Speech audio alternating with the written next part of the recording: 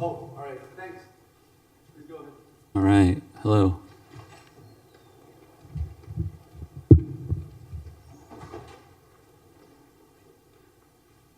All right, let's get started. Hello, JuliaCon. I'm Mo. All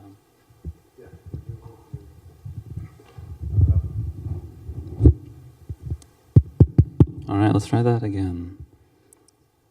Hello, JuliaCon. I'm Mo Chiali, a graduate student at the University of Washington, Seattle. I'm visiting you today to talk about the library I developed, quasi-stable colorings.jl, for graph compression. This is a work with my advisor, Dan Suchu. And I'm excited to tell you about how we developed a new graph coloring approach that lets you approximate important problems like max flow, linear programs, and centrality. So let's get started. So I think to this audience, I don't need to sell graphs. Graphs are this fundamental building block of the work we do, right? They are seeing increased adoption, they're increasingly applicable, right? If you've had a Spotify recommendation, that recommendation is almost certainly powered by some graph-based recommender system, right? And they're increasingly large, increasingly complex, right? So if you have something like a Microsoft academic graph, that's got on the scale of 1 billion nodes. And because graphs are so ubiquitous, we've developed lots of measures over time, like maximum flow and centrality, between the centrality, that are important for a lot of real-world modeling tasks, right? Tasks like traffic modeling, landmark detection, fraud detection. However, the problem is, despite these large graphs and this importance, the scalability of a lot of graph analysis methods remains quite poor, right? So here on the slide, I show you runtimes for the Julia implementation of Brandis's algorithm, and it really doesn't scale, right? The runtime is reasonable for something on the order of 1,000 nodes, but once you get to any reasonable scale, 100,000, you're outside the realm of interactive data exploration, right? You really are outside the realm of any kind of reasonable experimentation. And this is nowhere near the largest graphs and the typical graphs that a lot of practitioners use. Cool. So my pitch today is I want to talk to you about a library, right? Available now that you can use, called quasi-stable colors.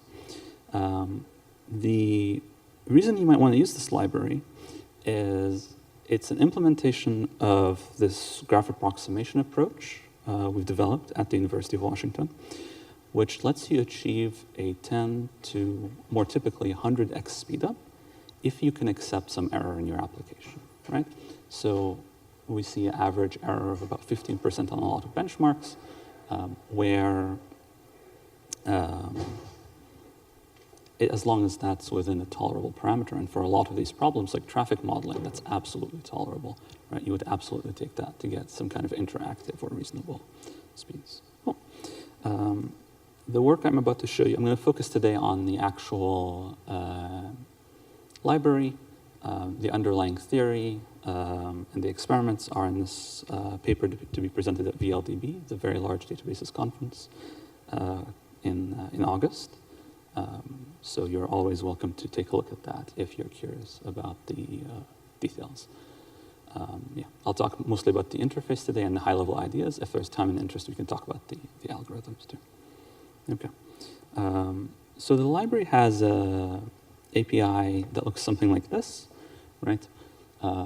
You feed it between a centrality problem, a linear optimization problem, or a max flow problem, and you give it essentially a tolerance, right? How much error you're willing to tolerate, and you get an answer. But to understand how to use the API, let's talk a bit about what this coloring is. So here's a graph you might have seen before. This is Zachary's Karate Club from a famous paper in the late 70s. Every node here is a person. This is a social network of students in a real-life karate club, right? Members of a real-life karate club. And the edges are social links, right? Friendships. And we have something like 34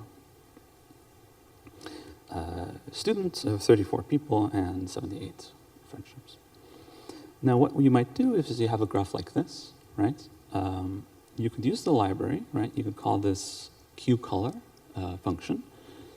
You feed it the graph and some tolerance, and what you'll get back is coloring for every vertex, right?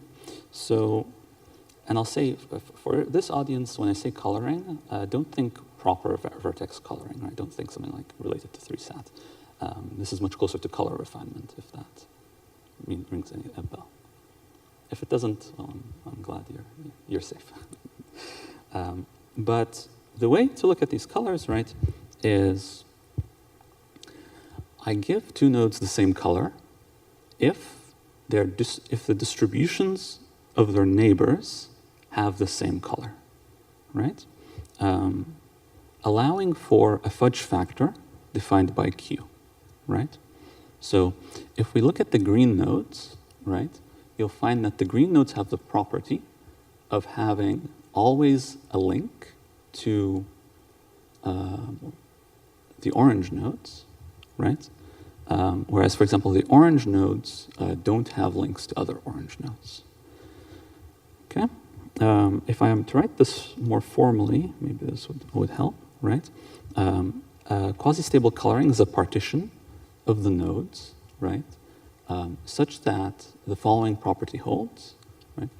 For any two nodes within X and Y within a partition, the number of neighbors of any other particular color is within a small factor, right? A small fixed factor. And if you color a graph this way, and I'll talk about how we actually color the graph, what you end up capturing essentially the local and not so local structure of the nodes. So famously in this graph, Zachary was able to find which way the club split using MaxFlow. But actually, and I swear I didn't rig this, the club has two leaders, right? If you look at the colors, can you identify who they are? Yeah, that's exactly right.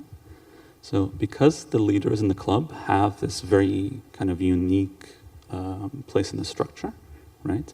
They're going to know a lot of students. The students are in green. Those are the numerous nodes around the periphery. And it seems the club officers get these other intermediate colors, right? Yeah. Cool. So the idea here, right? Classically, these kind of color refinement techniques have been used for isomorphism testing. That was kind of the most famous application. But here, we want to use them for something very different. So the trick is we want to do dimensionality reduction using these colors. So take your initial graph, whatever it is, color it with some quasi-stable coloring with a tolerance you want. And then from that, we're going to group all the nodes with the same color into one supernode. And once we do that, we have what you might call a lifted or quotient graph, right? Where we have supernodes, the edges reflect those guarantees, right? They're labeled with those guarantees that we have for every pair of colors. And we can use that for our algorithms. Now, the key thing that really makes this work and makes this interesting at all is we find that for three applications, right? MaxFlow linear optimization between the centrality, running the algorithm directly on the full graph is approximately similar to running it directly on the compressed graph, right? So for each problem, you construct the compressed graph carefully using some statistics you calculate for each color, and you can run it directly and not lose too much precision. Okay. Now, some of you might be asking, hold on, Mo, am I missing something? Linear optimization, that's not a graph, right? Well, there's this kind of cool work in about 2016 by Martin Grohe that shows if you consider matrices as a bipartite weighted graph, right, and apply some of these coloring techniques to them, the answer you get by compressing that is exactly the same as the answer you'd get for the full system, right? The catch with that work was you could not really practically compress any real matrix, right? Any matrix you gave it would decompose, would compress into itself. So what we do here is we allow some fudge factor, we introduce some error, and I'll show you it works much better on real graphs. Cool. One catch I'll introduce, and we show this in the paper, right? Finding these colorings is hard, right? So you can always trivially find a coloring by giving every node its own color, and that's a perfect quasi-stable coloring, right? Because there's no error in any partition. But that again is the kind of the case where the coloring degenerates and you don't get any compression. Now, finding a good coloring, what that means is for a fixed error, right? If you allow a fudge factor of plus or minus 2 edges, right, or plus or minus 2 edge weight, finding the coloring that has the smallest number of colors is NP hard, right? So, and if you try to dodge this by making the colorings relative rather than absolute error, same deal. You fall into the same trap. Okay? So what we do is we develop a heuristic, right? A heuristic that seems to compute pretty good colorings. Okay. Any questions so far? Good. All right. So for the experiment, what we did was we found a bunch of benchmark data sets, right, for between a centrality, maximum flow, and linear programming. And you can kind of see the scale that we tested on from a few thousand nodes up to about 3 million, right? And importantly, these data sets are real, right? So they have noise, they have,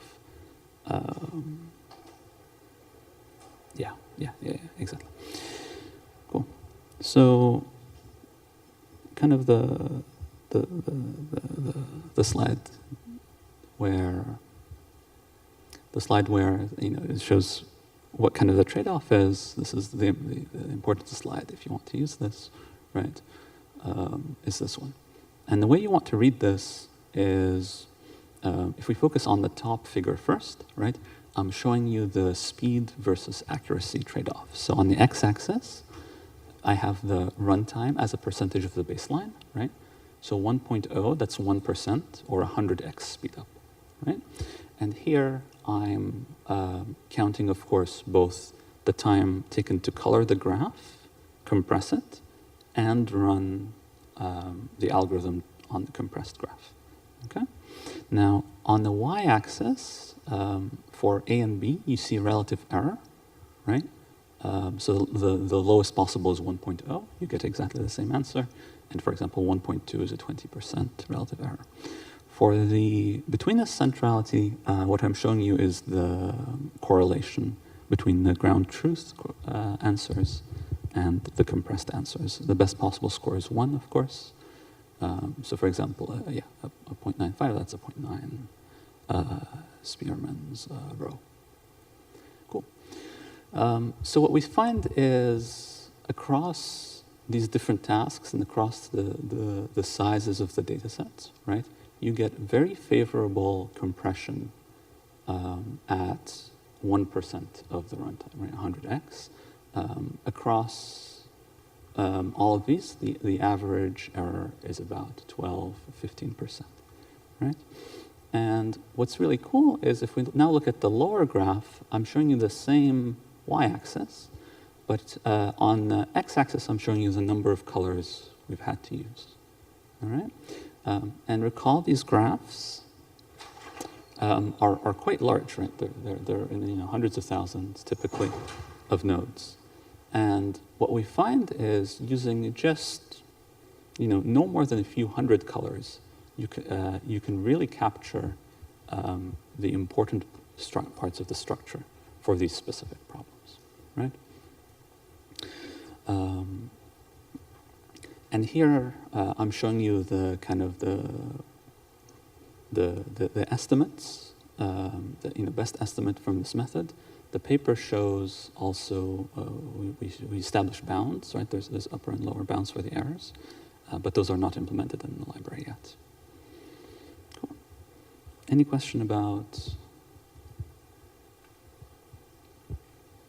Please. Does the runtime include the coloring? Yes. So the ratio you're seeing is coloring time and the compression time, and running the algorithm on the compressed over just running it directly on the full graph. Yeah. Of course. Yeah. Thank you. The number of colors in the runtime, how do they relate there? Is there like is there a one-to-one? No, it's not necessarily one-to-one, right? Just because the algorithm involves making some decisions based on the color, right? So it's an iterative algorithm. You start with one color and you start refining. How do they relate more or less? Like, is it like 5 colors? What's the runtime? 35 colors runtime? So this will really depend on the size of the graph, right? So coloring a graph with 1 million nodes with 5 colors is much slower than coloring a graph. But to just give you a ballpark of the numbers, maybe that's what you're asking. We're talking for a graph with 100,000 nodes, the ability to give 10, 15 colors in several hundred milliseconds, about 500 milliseconds, I'd say. Yeah. So it's fast enough that you can do stuff at interactive speeds, right? And another aspect I really enjoy of this approach is it's iterative, right? So it's an anytime algorithm. You can either refine until you get a particular error that you want, or you can choose to stop at any point, compute the problem then, and then if you don't like the answer, if it's not good enough, you can just continue from where you paused. Cool. All right. Anything else for these results? Good. Okay, so one thing I wanted to show is for a few data sets, the kind of compression ratios and the runtimes. Oh, maybe I should have showed you this slide, actually. So here we have the runtimes and the compression ratios for various values of Q, right? Q is that parameter that controls the maximum error between any two colors, right? So that means if I have a Q of 100, there's some partition where two nodes have a difference of 100 of their edges into some other color, okay? And as you might expect, across these graphs, so if we look at DBLP, right, that's a graph with about 300,000 nodes. If you use the prior approach, which is not allowing any error whatsoever, you get almost no compression whatsoever, right? The compression ratio is only 1.35 to 1, right? So you have 300,000 nodes, you only get 200,000 colors. But with our approach, what you do is you start at the highest error, say 64, right? And you refine downwards. And you can choose to trade off runtime, right, for compression. So if you really need maximum error of 8, you might wait 2 hours. But if you can do fine with 32, you might stop at 20 seconds. Cool.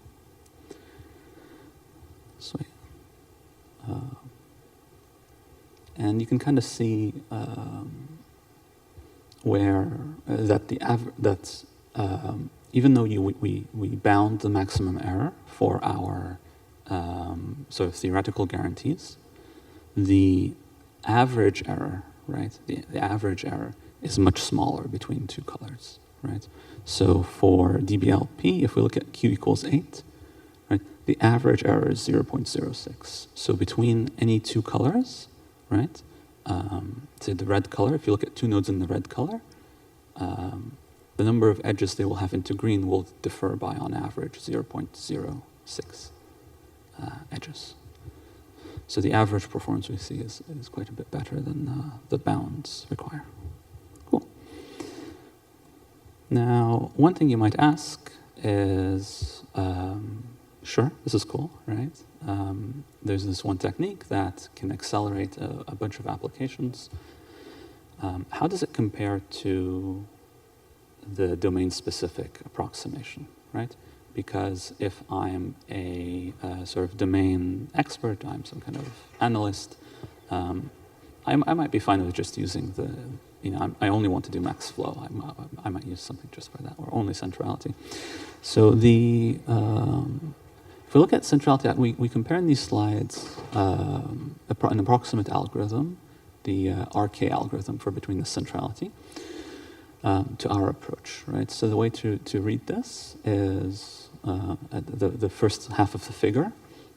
Each row is a data set, right? And then the columns are grouped by the error bound that you're demanding, right? So if you want an answer that's 90% correlated with the ground truth, that's the runtime in seconds for our method, and the approximation specific to between the centrality. On the rightmost column is the exact runtime of Brandeis' algorithm, the kind of classic algorithm for this problem. And what you can see, right, is on these data sets like astrophysics that have, if I'm not mistaken, on the order of 10,000 to 100,000 nodes, we can get you an answer that's 90% correlated in 100 milliseconds. Whereas to get any answer with the exact method, you'd have to wait 200 seconds. And even with the other approximate methods, you're never waiting less than a few seconds, right? And we find as you get more and more demanding, right, of the quality of the approximation, the advantage starts to really show, right? So at 0.97, we can get you an answer, for example, on astrophysics within 2.5 seconds. You'd have to wait a minute for the prior approximation that works specifically for between the centrality, and much longer for the exact answer. For linear optimization, and I'll say the caveat, of course, here is we tested with open source solvers, right? We tested with Tulip, Julia's Tulip, and its kind of early stopping features. It lets you stop the problem early and get a not necessarily optimal answer, but close enough. And what we find is while we can consistently give you an answer for a particular relative error value, very often the early stopping method for the solver will just time out, right? It'll time out at 20 minutes. Whereas we can, for example, if you insist on a relative error of 50% at most, give you an answer within 15 seconds. Of course, compared to a much longer solving time for the exact answer. Cool.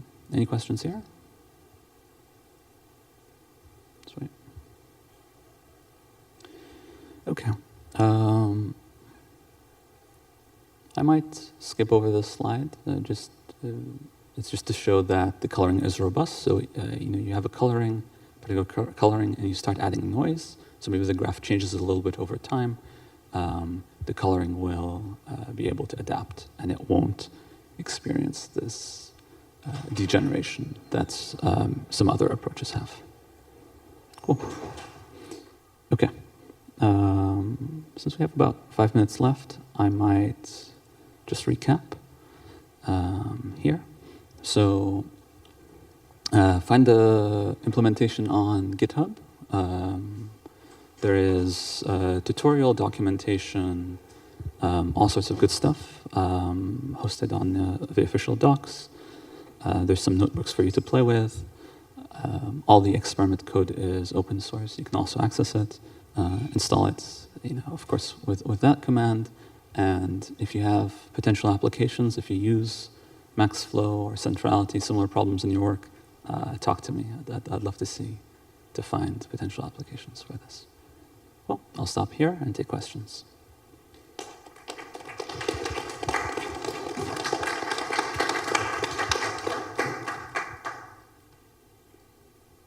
Questions? We had a few. I have one myself. So you can solve this cool problem to compress the graph, and then you can operate on the graph, and the approximation is related to applying the function on the original graph, right? Have you thought about potential ways of, if you wanted to update the compressed graph, could there be ways of doing that, or is all of the information lost in the process? Because it'd be really cool to say, I compress the graph, I can run my super optimized version on that algorithm, and if someone comes in and wants to update the old graph, I have a way to stick that information into the new compressed graph. Thank you. That's a good question. If I understand correctly, you're asking, do I need to keep the full graph around to do updates? Or can I do my deltas directly to the compressed graph, right? So, yeah, thank you. So you would be able to do updates to the compressed graph. The issue is you'd want to amortize it somehow, right? So you could do small deltas, but the quality of the coloring will degrade over time, right? And this is kind of what this graph here was showing, right? This is inserting into the compressed graph. Thank you all. I think my next speaker is Thatcher Chamberlain. So, as Thatcher's getting set up, Thatcher's going to be talking about generating extended column filters with Julia. This is a really deep microphone.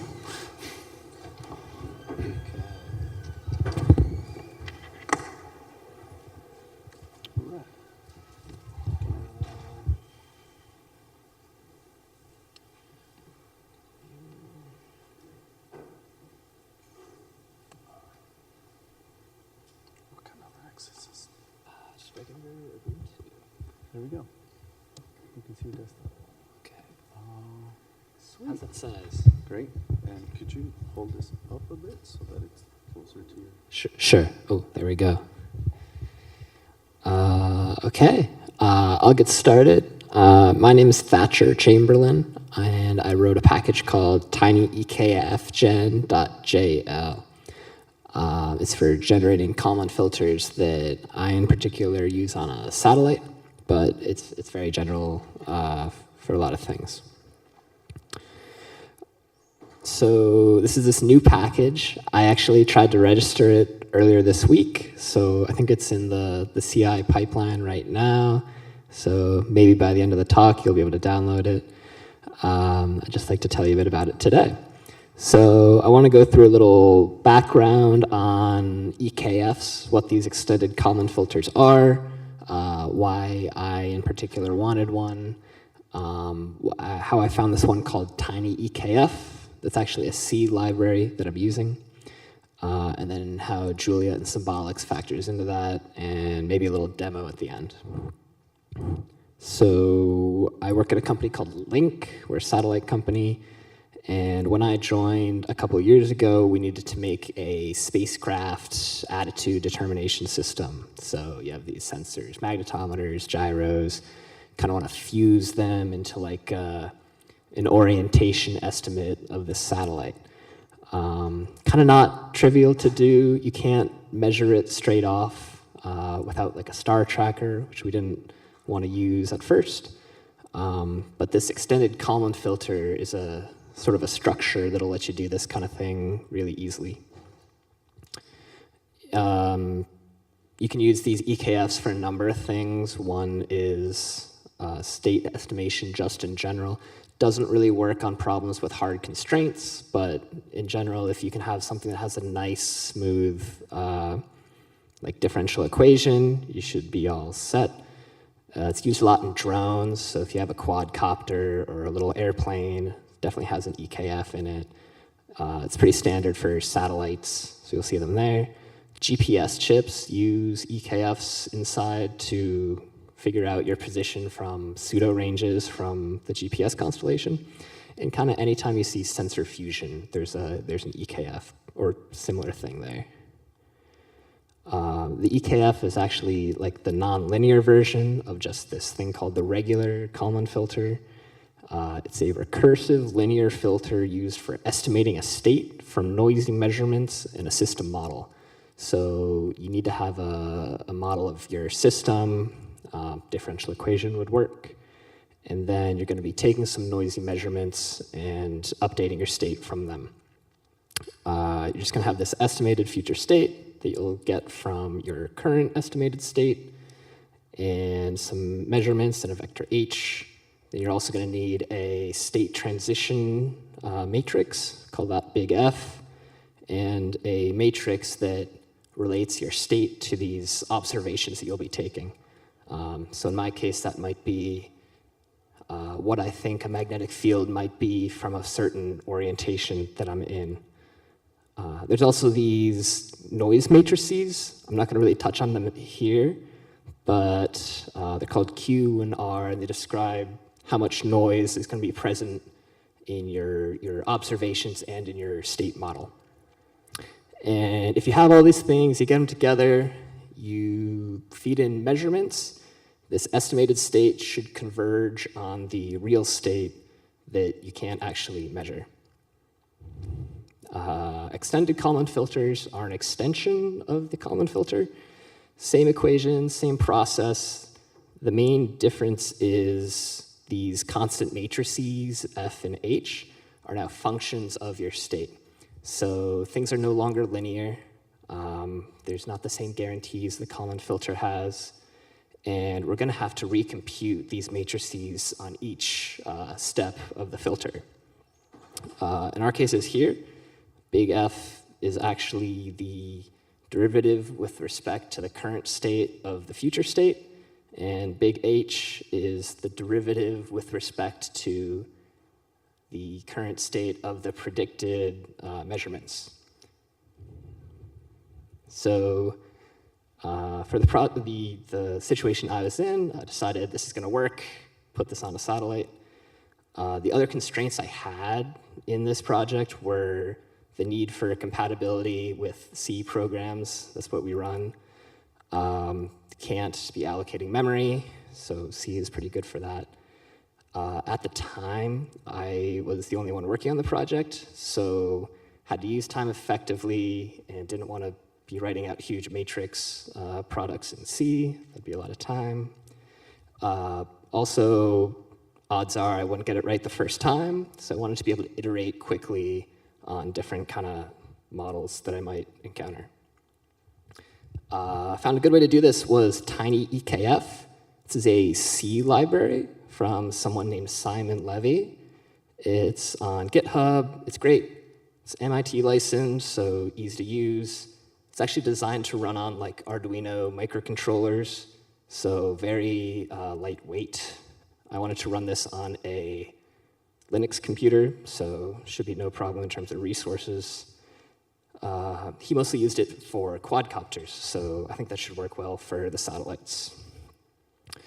The one issue here is if I want to use this in C, you have to populate the entries of these matrices, big H and big F, and there's a lot of entries. Here I'm just showing the non-zero ones, but the matrices are like 18 by 18, and they're pretty, they got a lot going on in there. Wouldn't want to write it out by hand, probably make a mistake.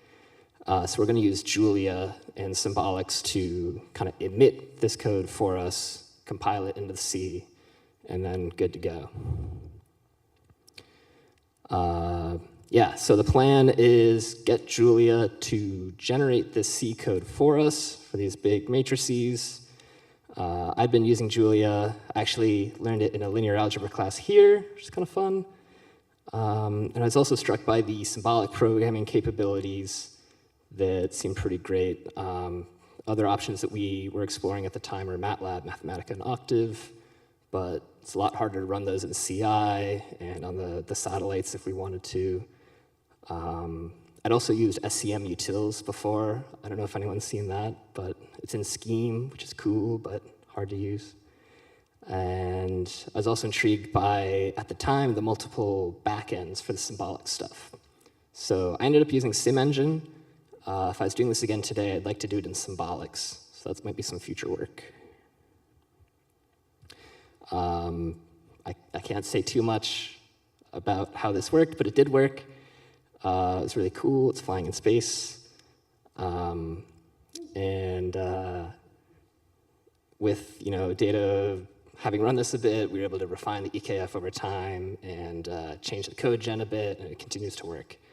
This was originally a Pluto notebook that I just had on my computer, but now I've cleaned it up, put it into a module, and now it's a package, and call it tinykfgen.jl. This is kind of the flow. You have really nice symbolic code in Julia, just abstract, and you don't need to know that these are vectors or matrices or anything. And then you can get out this very complicated but accurate C code, kind of as much as you like, any size state. You don't have to worry about it. Cool. So I have a bit of a demo here. I think we should have time. I just want to run through kind of how this might work in a kind of toy example. If we could imagine a ball tossed in the air, it's going to be a nice parabola. So we'll imagine a situation where we have some noisy estimates of its position. Maybe we want to back out what its velocity is from that. So if you're to do that, you can just install these libraries. And as a lot of things I've seen this week, we're going to start off defining a few symbolic variables. Next up, we need to tell the filter what our state vector is going to be. In this case, we'll say we want to estimate the position and velocity of this ball in the air over time. So very nice, just Rx, Ry, Vx, Vy. We also need to do the evolution. So if we know the state now, with kinematics, we can work out what the state will be, dt in the future. It's all a little messy, but you expect the position to get a bump of the velocity, and your vertical is going to have a 1/2 at squared for acceleration due to gravity, and your velocity will change a little bit. The observation model is, we'll just do a very simple one to start. If we have time, we'll come back and look at this. But we could say we have a little GPS, and we can actually measure the position of this ball over time. But note that we're not measuring the velocity. We're going to sort of pull that out of the filter later. It's very simple. Little measurement here, just the position vector. Also to show that this is actually an expression we can evaluate. So, if we sub in dummy values for all these variables, we can see that our second predicted observation is what I put in for the y position. Okay, so that's actually all we need right there. I'm going to define acceleration due to gravity to be a constant. Give it a 9.81. And then this is the call to the tinykfgen package. Just need to give it the current state, future state, predicted observations, and any constants that we might want to have in our expressions. This is going to populate a file of our choosing with this function model. And it's very quick. It'll do all the derivatives for us. We can take a look at that right here. Okay. So this is pretty nice. These actually aren't too complicated. You could probably do this by hand, and if you're careful checking it, you'd probably get it right. Good to check. So we expect our predicted observations, if we take the derivative of that with respect to our state, we should get this kind of 2x4 matrix with ones on the diagonal. And we do actually get that. Everything not shown here is 0. So that's looking good. I have this little C program I wrote by hand. It's kind of long, but it doesn't do a whole lot. It's just going to initialize one of these EKF structs from the tiny EKF library I'm using, take some noise parameters from CLI, read in a bunch of CSV measurements, and then call that model function that Julia wrote before doing the EKF step call, which is again from the C library. Yeah, I don't think we'll really read through all of this, but it's there. The last thing we need quick is some kind of dummy measurements. So I have these pre-computed, just the trajectory of a ball through space. I'm going to load that in. And then here, I want to take our predicted observations from before and apply them to each row of my simulated data. So in this case, all we're doing is pulling out the X and Y position, adding some noise, and we're going to save this orange line to a file, pass it into the C function. Yep, we're just going to save that out there. And then finally, we get to run it. So this already ran, but I can run it again just now. It's very quick. So we're going to make our parabola C program, run it on our noisy measurements, save it out to here, and I'm also passing in the variance of the measurements that I expect. That's going to make a EKF result file, and we could read that right here. Cool. So this has kind of unsurprisingly worked. We just gave it position, and you see there's kind of these error bars. Another feature of these filters is that they give you a good sense of your error in your estimates. And they converge pretty nicely over 10 seconds. It takes a while for it to figure out the velocity, but even without any velocity measurements, it's able to do that. It's kind of a standard feature of these filters. So nice to see. I would say this worked. I was able to use C, which is kind of my constraint going in.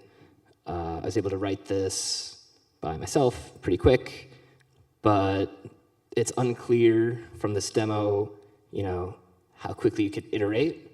But I think we have time to see that.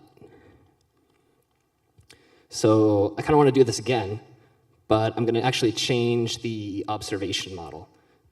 So at first, my observations are very simple, just position and velocity, or just position. I'm going to change that to these new measurements. This is kind of range, magnitude of position, and this is, I think, range rate. So this might be analogous to if you had a radar, and you could ping something, see how far away it is, see how fast it's moving towards you, but you don't have any sense of angularly where it is. We'll see if we can still get the velocity out of that. Okay. So our measurements are a lot more complicated now. I wouldn't really want to take the derivative of this myself. I think you could, but take a while. And we can still evaluate this. And it's a lot less trivial to check that that's right, but I think it is. We're going to do the same thing here. So with this new model, we can run the generation again. There it is. Took a little longer. And let me reload the code. OK. It's done that as well. This is a lot harder now. Really wouldn't want to write this in C. Really keeps going for a while. But that's what we want. And if you'd like to confirm, the entries of H here should match this matrix. That's our derivative. And for now, we're just going to trust that that's correct. Okay, same thing as before, same program. This needs no updating. As long as we feed it the right model and the corresponding measurements, we're all set. Speaking of measurements, we have the same input state, but our measurements are now a lot stranger. So this is, again, it's the distance from some observer and like the range rate. So before, it was a nice parabola. You could probably eyeball what the velocities are. This, it's a lot less clear of what this particle that we're tracking is doing. So this is a more interesting example of the filter. So we save those out, compile it, give it a quick run, and I should have shown it before, but so it does converge towards the end. We're still able to estimate the 2D velocity of this particle from range and range rate. The error bars are a lot higher this time around. I think there's kind of a singularity in the middle where it's not really able to estimate well. But towards the end of this range, it does converge really nicely on the true state. We're trying to converge on the orange line and on this kind of light blue. So, it's uncertain in the middle, but gets there towards the end. Yeah, so this is something you can iterate pretty quickly. If you had a different system model, maybe you want to add like air resistance or drag, you could pretty easily add that in symbolically as well. So I'm very happy with this.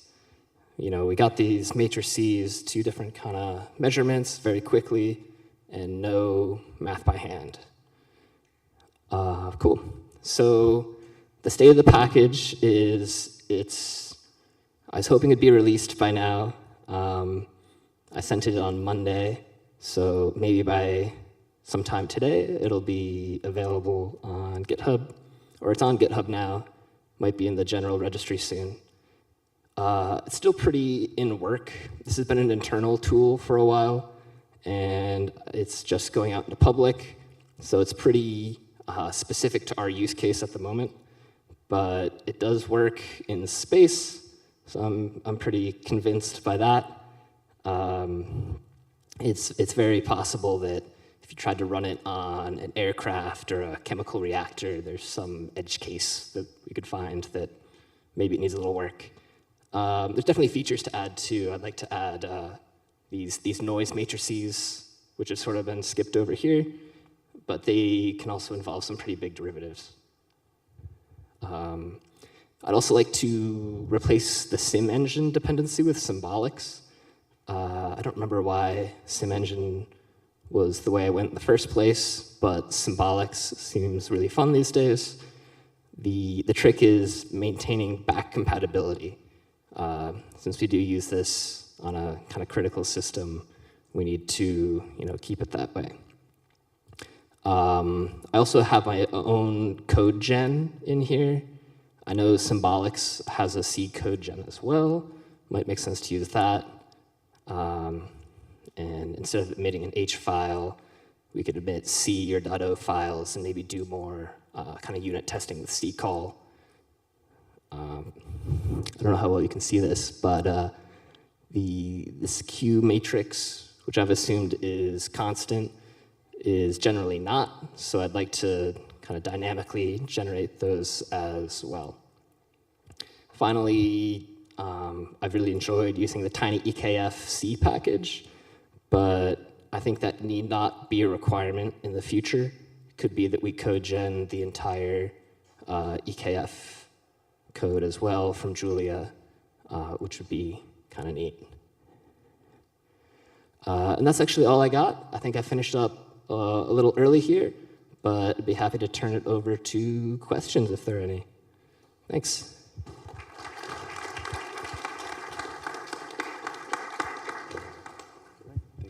Thank you very much. Questions? There we go.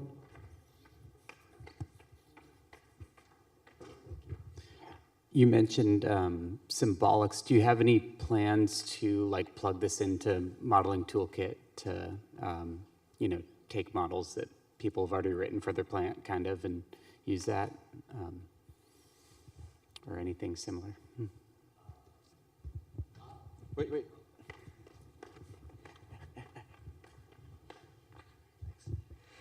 So the question was, I mentioned symbolics. Do I have plans to integrate with modeling toolkit and run systems from there as well? No, but that's a good idea. I've looked at modeling toolkit a little bit for other projects, but I hadn't considered it for this. I think it would make a lot of sense.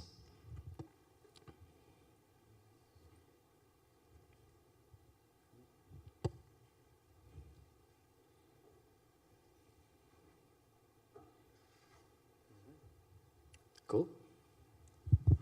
All right. Thank you very much.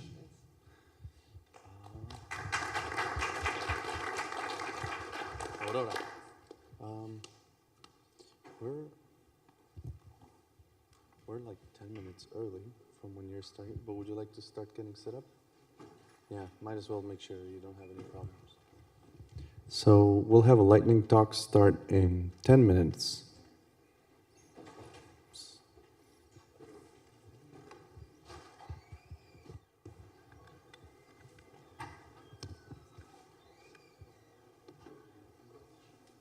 But yeah, modeling toolkit specifically will look at your whole thing. Yeah. You can compile C or Fortran code or Julia code. Yeah. It definitely give them a look. Absolutely. All right. Well, I'm gonna wait for a bit to stay on time.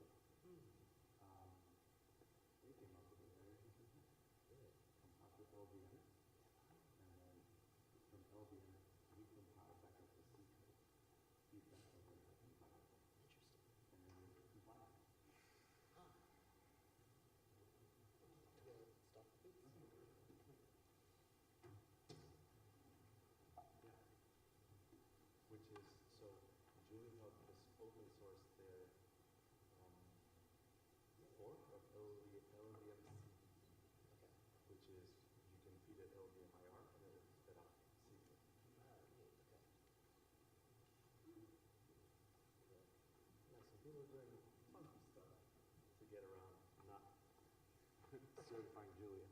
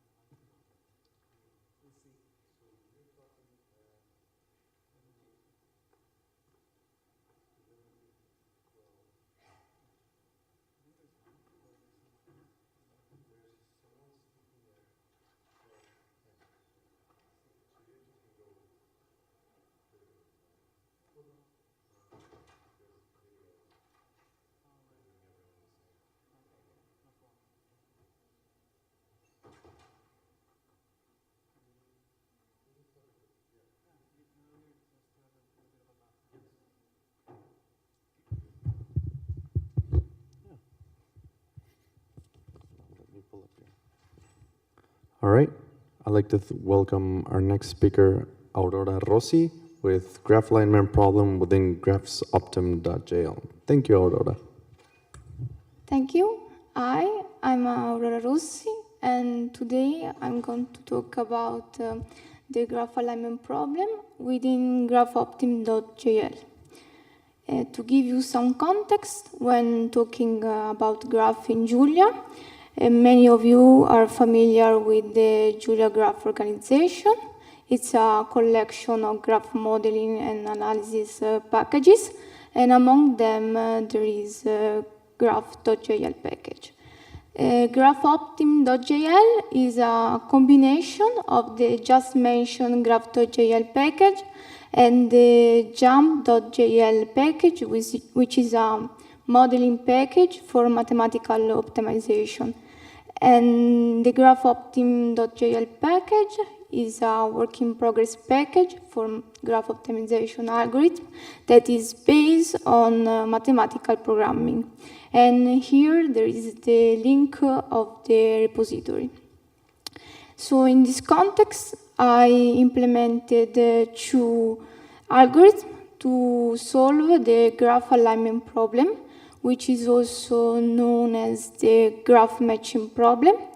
That is the problem that given two graphs and their vertex set, we want to find a bijection such that between their vertex set, such that the number of edge disagreements is minimized. There are several ways to model this problem. One is in this way, where A and B are the adjacency metrics of the two graphs, and P is a permutation matrix that represent the graph matching. And in particular, if in the position ij the element is equal to 1, it means that we map the node I in the J package, in the J node of the second graph. And a particular case of this problem is the graph isomorphism problem, where we want to minimize the objective function such that is exactly equal to 0. This problem can be encountered in several fields, such as the computer vision, neuroscience, and when study social networks, because we work with several graphs, and in particular, we want to quantify how much they relate. This problem has a connection with the quadratic assignment problem. In fact, when we rewrite the objective function by using a property of the Frobenius norm, we see that the two problems are equivalent and they just differ for a sign. And these problems are NPR because we want to optimize a quadratic function on a non-convex feasible region.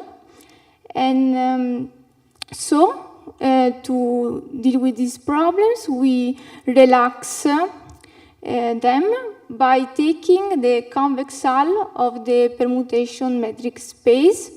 This space is also known as the Birkhoff polytope, or the set of the doubly stochastic matrices, whose matrix, whose rows and column sum to 1.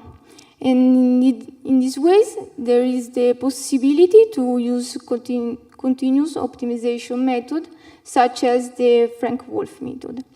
And in fact, in the algorithm that I implemented by Vogelstein, it used these techniques. The algorithm takes as input the two adjacency metrics of the graph. It is initialized with the barycenter of the Birkhoff polytope, which is also known as the flat double stochastic matrix. And we iterate the following step. So we compute the gradient of the objective function. We compute the direction of the Frank-Wolf algorithm, its step size, and we update the current solution. But the solution is a doubly stochastic matrix, so we want to project it in the permutation space. And the problem of this algorithm is that at each iteration we have to solve, to compute the direction using the Hungarian algorithm, which is the bottleneck of the procedure, because its time complexity is of order n cube. And a following algorithm that can be found in the graph matching via optimal transport paper solve this problem by consider the computation of the direction optimal transport problem. And so it used the SciMLCon algorithm. And in particular, we use the SciMLCon function that is present in the optimal transport.jl package. And in this way, the algorithm is faster. Thank you for your attention. And I would also thank Guillaume Dalle for his help.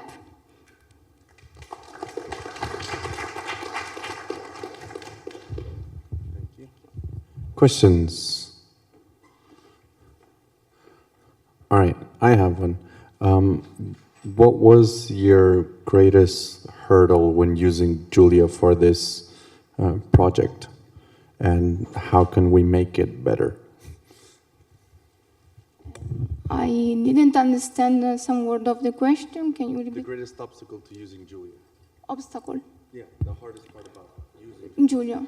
I didn't find some obstacle using Julia, and in particular, I also found already implemented the SciMLCon algorithm, and so it was really nice.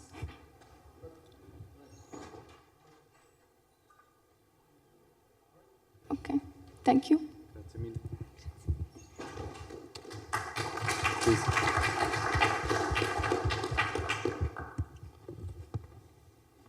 All right, yeah. It's Corbin.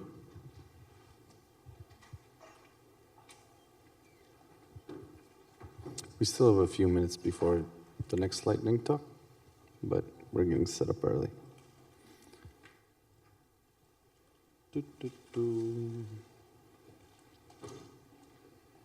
No.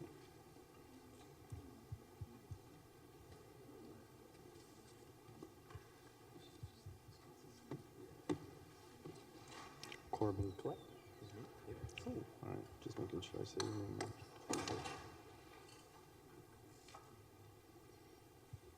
More aerospace people.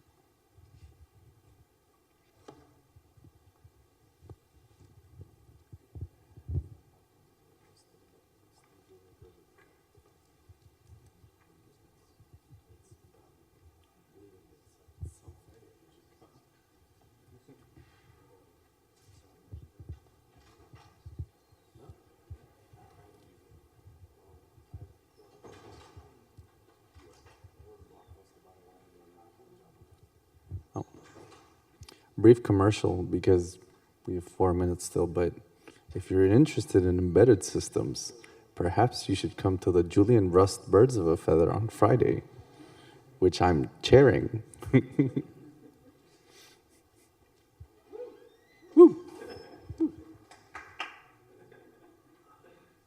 Yeah.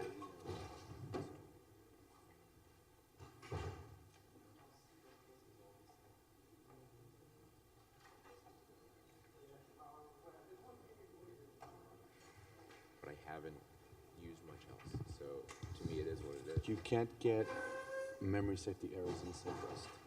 At compile time, your code will not compile if you do any sorts of memory unsafety errors. So no iterator invalidations, no double freeze, no use after freeze, no, yeah, just no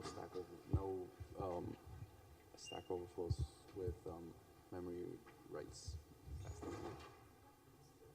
Guaranteed by the compiler, you cannot do that in safe Rust.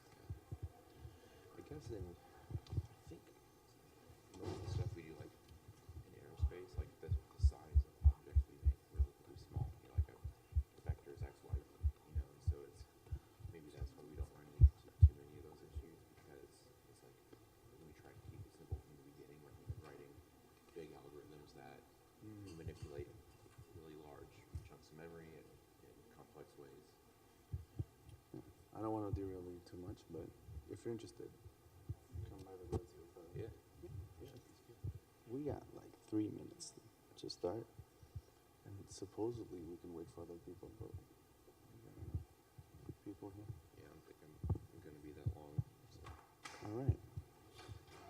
When is the rest? It's tomorrow at 2 p.m. I think. Yeah, and it's more of a we can get together and get to know with other people. It's not much of a so it's more of a social event than a lecture. Have you been to the Curricular?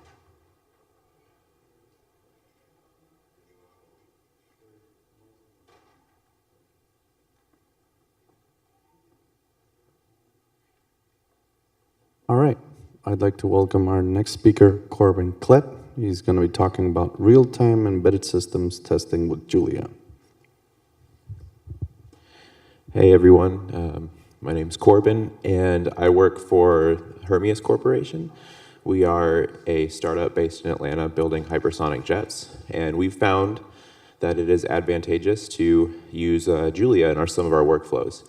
Some of you may have gone to the talk by the Brazilian gentleman from the Brazilian Space Agency yesterday, who kind of went over how they use Julia in their workflows for real-time testing of their hardware, and this is actually very similar. So it was pretty encouraging to see multiple people finding the same types of use cases. For some quick background on what we're building, we're endeavoring long-term to produce commercial hypersonic aircraft, and currently we are building some dual-use products for initially for government customers, and we're in the prototyping phase. So we are building the hypersonic aircraft that you see in the middle. The really small one is called Quarter Horse, and then we're going to scale up from there and build Dark Horse, which is a little bit bigger on the right side of the screen. And then the long-term vision is to have hypersonic commercial travel with our future aircraft Halcyon on the left side. And the enabling technology, or one of the enabling technologies here, is our Chimera combined turbojet and ramjet engine. So we call it a turbine-based combined cycle engine because it transitions from a turbojet with an afterburner to a ramjet at around Mach 2.5 or Mach 3. And we think that that will enable us to accelerate to Mach 5. And here's a photo of the engine undergoing some testing. We also have a test site in Atlanta where we run a lot of these tests. As you can imagine, good software testing is very important for these types of endeavors. So that's why we've chosen to use Julia. Here is just a picture of our factory. We're in Atlanta, and a lot of stuff we do is pretty vertically integrated, so we're doing a lot of our own manufacturing in-house. So why did we decide to use Julia? Well, some of the driving requirements that, the two-language problem that you hear come up often around here. So running as fast as compiled languages and in real time, easily interfacing with external compiled libraries, and an underrated but very important one for us is that it's accessible to engineers without much programming experience, because we get a lot of aerospace engineers coming to work for us, and they often don't have a computer science background. Some of the activities we do, in-house package development, simulation software for our vehicle physics engine, design and analysis tools for control systems, things like controlsystems.jl, convex.jl, and the interface with our flight code. So our development and test environment at the simplest level, I want to be able to test our C++ embedded code just locally on my laptop. So we call that a software in the loop test, where our simulation is entirely written in Julia, And our embedded software is written in C++, but of course we don't compile the executable and test it locally. We compile it as a library and then use C-call from within Julia in order to call the various control functions that are written in C++. And also the C++ debugger works by launching the Julia executable or by running the simulation in Julia. And then we also have a flight deck that we use for pilot training and test engineer training. So we network the simulation together with a separate entity where we can run through actual kind of real-life test scenarios.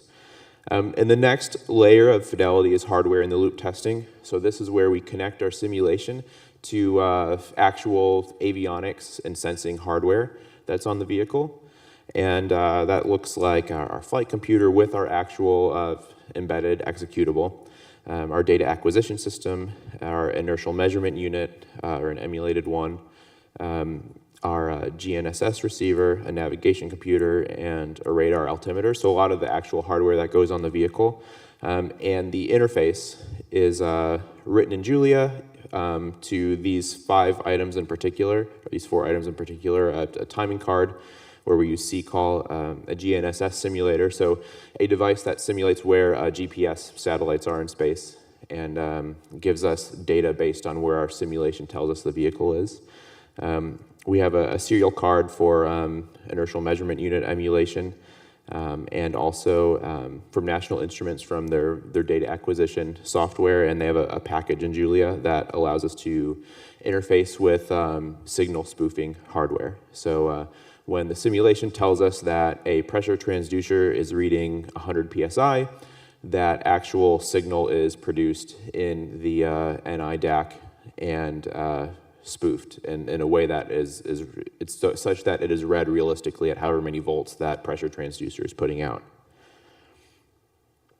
And then the next level of testing is networking that, again, with the flight deck, which haven't shown a picture of this yet, but is basically a shipping container that we built the pilot station inside of. And we'll be testing, rolling out a vehicle onto the tarmac later this year to start testing these fully integrated systems.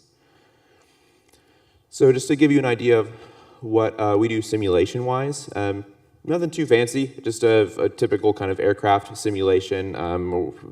50 or so states will probably double by the time we're done writing all of our models. The important part is that we can run it in real time with the hardware in the loop structure at about 100 or 1,000 hertz.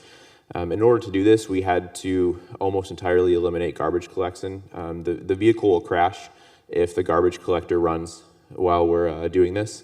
So one of the main challenges we faced is eliminating memory allocations in our simulation. I think I have a slide where maybe I go over that. Yeah, so it's a very ad hoc process. We use track allocations in order to understand where attention is needed.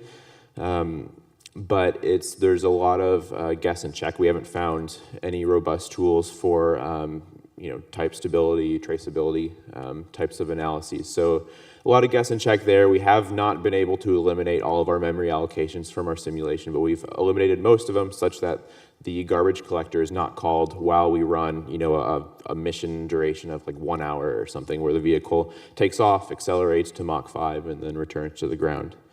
So most issues are with array allocations within the simulation loop, and a lot of that can be addressed using S vectors and non-type stable code within the simulation loop, and again, just kind of ad hoc use of tools in order to try to address those things. And finally, last discussion item is we tried to compile Julia code on embedded systems. That would be really cool if it worked out, because I think that would speed up development even a bit more. It sounds like maybe Rust is another candidate here.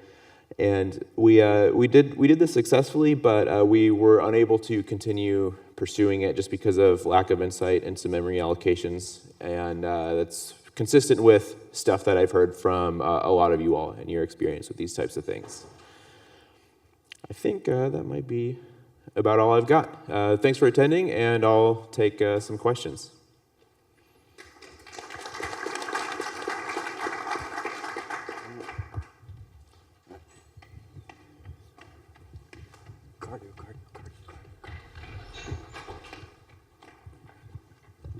Hi, thank you. One question, did you think about using Julia for the embedded part as opposed to just for the simulations? Because there are people that are using Python, that abomination for embedded software, so I do not see why not Julia.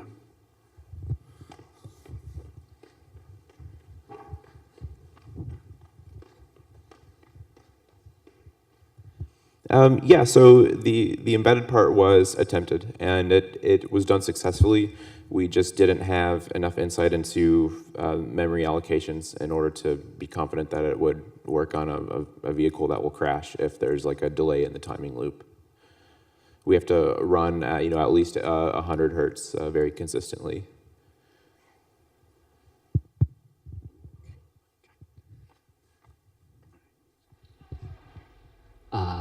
Were you able to get pretty far just with packages in the general registry, or do you have in-house packages as well for this stuff?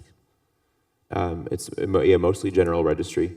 Our in-house stuff is just like very specific to working with our model databases, and everything else is general. All right, I'd like for all of us to thank our speaker. Thank you.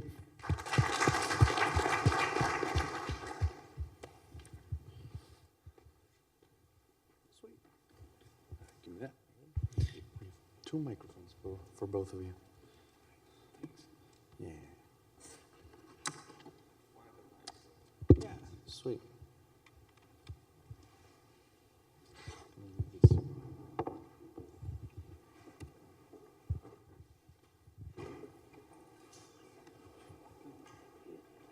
So this is another lightning talk, right?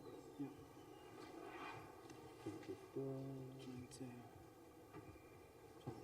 Let's see. Yeah, I'm the timer here, so. Wow, very fancy. Yeah, you should. At the same time, I try. No, that's fine. We're doing great. I'm going to start you off now. All right. Our next speakers are Pietro Monticone and Claudio Moroni, and they're going to be talking to us about multilayer graphs, multilayer network science, and Julia. You can use that microphone. Okay, so thank you very much for having us, and it's a pleasure and honor to be here at JuliaCon to present our work finally in person. We are the developers and maintainers of multilayer graphs.jl and the Julia package extending graphs.jl for multilayer network science that we're going to present to you today. So I'm going to basically present a brief theoretical introduction with an emblematic scientific application, while Claudio will present a quick tutorial showcasing kind of the main feature of the current version of the package 1.1.4. So all the relevant resources and references are in the resources section of our talk page on JuliaCon website, and these slides included. And you may ask, well, why multilayer network science? Well, the reason is that many real-world, complex, interconnected phenomena are characterized by multiple types of interactions, multiple modalities, multiple scales, multiple levels of abstractions, multiple spatial and temporal scales. So if we want to informally sketch a bit the overall computational framework, conceptual framework of multilayer network science, we just start by kind of describing the nomenclature we've implemented in multilayer graphs.jl and incorporating the tutorial, of course. So the fundamental distinctions here are just between network and graph. Just network is just the concrete instantiated data, right, interconnected data. What by graph we mean just the abstract relational object modeling and network data. And the distinction which is crucial in multilayer network science between vertex and node, because the vertex is just a local layer specific kind of node. Sometimes in literature, you might find the term replica node, etc. Well, by node, we mean the kind of global multilayer-wide equivalence class of vertices. And sometimes in literature, you will find physical node and stuff like that. And the layer is just any kind of possible graph with all sorts of possible features, so weighted, unweighted, metadata, etc. While the interlayer is just any bipartite graph connecting the layers and constructing, therefore, the multilayer graph overall. So the concept we just introduced allows us to basically distinguish four types of interaction: the kind of self-interaction, which is just between any vertex and itself; the endogenous interaction, which is between any two distinct vertices within the same layer; and the exogenous one, which is basically the interaction between any distinct vertices within distinct layers, and intertwining, which is distinct vertices basically belonging to distinct layers, but representing the same exact physical underlying node. And here, of course, we just delineate the basic taxonomy of all the multi-layer graph types or classes that are all implemented in multi-layer graphs.jl. So more formally, of course, it's possible to generalize the good and old agency or weight tensor representation for monolayer graphs into the multi-layer counterpart. And here, of course, we're using just Einstein summation convention, and just for convenience, we linearly decouple or decompose at the last line just to showcase the different types of interaction we just shown before. So, but for all practical purposes, it's very, very useful to flatten these multi-layer adjacency tensor into the so-called super-adjacency matrix, which is where basically the diagonal blocks you see represent the intra-layer connectivity, so connectivity within the same layer, while the off-diagonal blocks represent inter-layer connectivity, so connectivity between distinct layers. But as I said before, multi-layer graphs.jl extends fully. Graphs.jl, therefore, it inherits all monolayer methods and metrics and descriptors, like multi-layer degree centrality, von Neumann entropy, and so forth. And, but again, just I have really, really little time, so just say that multi-layer graphs have been adopted to model the structure and dynamics of a very wide variety of complex systems. And just in the interest of time, I decided to focus very briefly on multi-layer network epidemiology, just because of the COVID-19 pandemic, very recent, and the policy relevance of it all. And what it turns out from the literature is that explicitly modeling human contact networks, and therefore taking into account the stratification into different locations and different settings of their human interactions, is very, very crucial to perform very, very good very well in infectious disease epidemiological tasks like short-term individual and ensemble forecast, or nowcasting procedures, or individual and ensemble prospective and prospective scenario analysis. So, very quick look at the limitations of the current version of the package. There are a lot of those. We need to add the functionality for import and export multi-layer network data types. We need to, for example, add data visualization functionality, because we don't know exactly how we'll do it, because maybe we develop a new package, or maybe we just extend graphmeki.jl or something like that.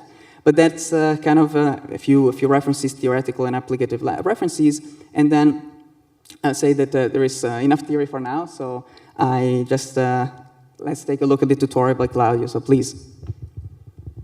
Thank you very much. Thank you very much, Pietro. So, as he said, we're going to shift to a brief tutorial. All right, so the mouse should go this way. Very well. So, as you see, straight from the beginning, we don't only load multi-layer graphs.jl, but also other graphs packages. That's because when it comes to layers and interlayers, we chose to take a graph wrapper approach to allow you to use all your favorite graph types to underlie your layers and interlayers. So here we instantiate the node that we will be representing in our graph, and then we showcase some constructors for layers and interlayers. So the first constructor we see is a constructor for a layer whose underlying graph is a simple directed graph from graphs.jl,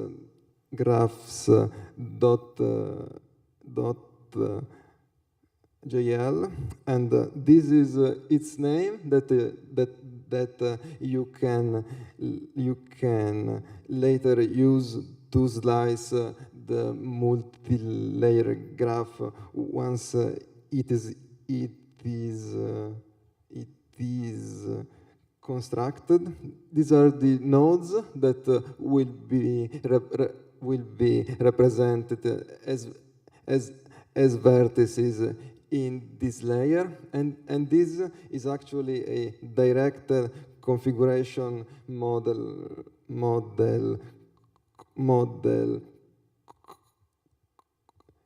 constructor. So you provide the in degree and out degree distributions and an algorithm, the Kleitman-Wang algorithm that we contributed to graphs.jl will sample the two graphical in degree and out degree sequences for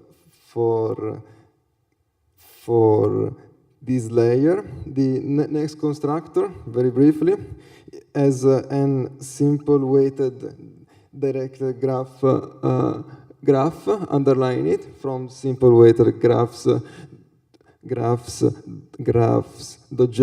It's a slightly different constructor, so you don't have the direct configuration model, but you just specify the number of edges and it will distribute them randomly as needed. The last one is instead the most general constructor for layers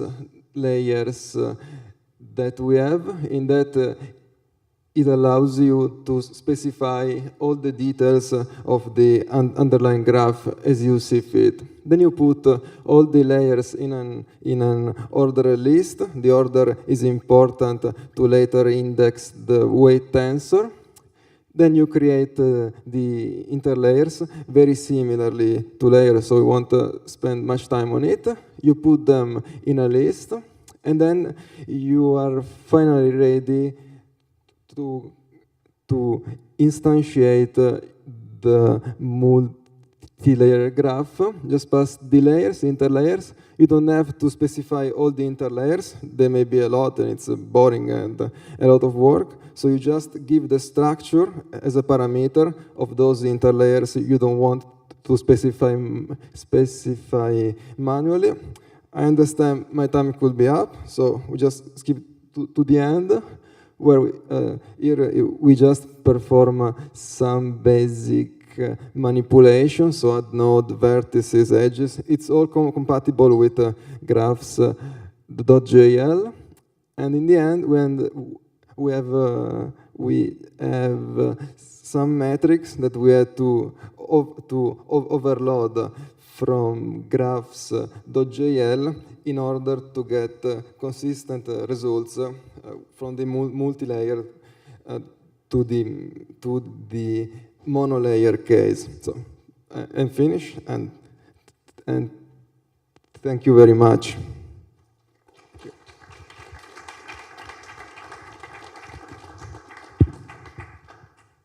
All right, I see one question at least.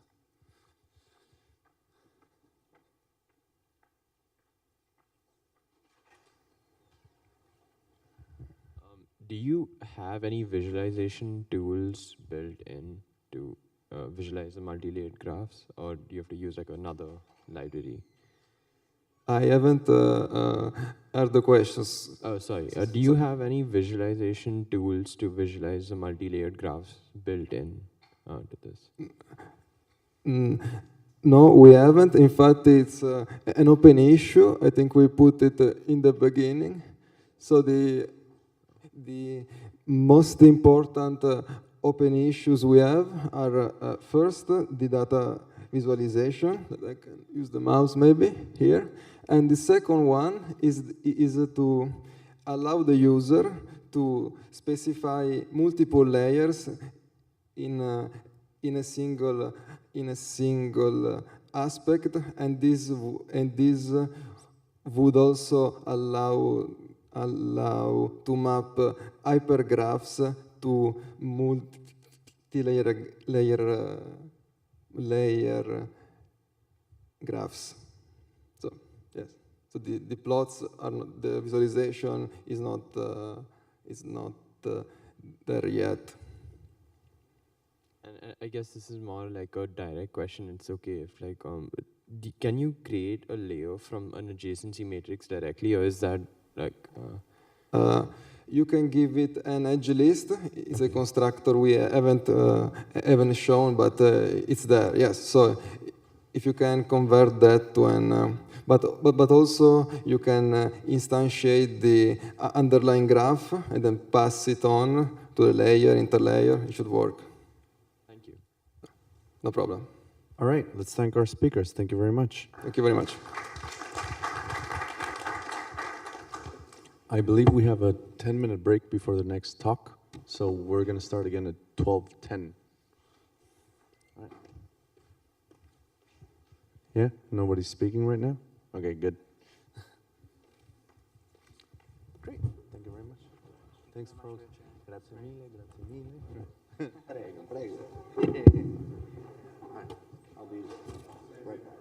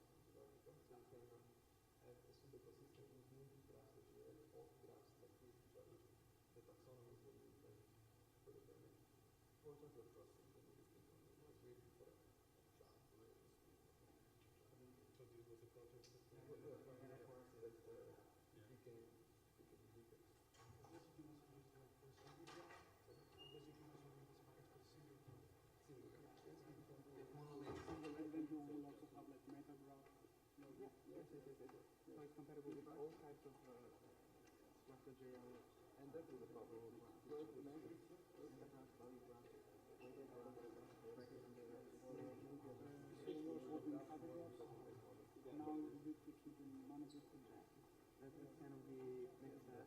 The thing is that the problem. The metrics from GraphJS don't generalize well for the so they work because it's like that they don't use the right kind of we have to implement metrics that on the mono to multi-layer kind of they do the right thing. So when you scale back to one more layer, you have and then that is a problem of the ecosystem. We have to just fix it by using our package. So the mono to using the old package. This 32 is 123.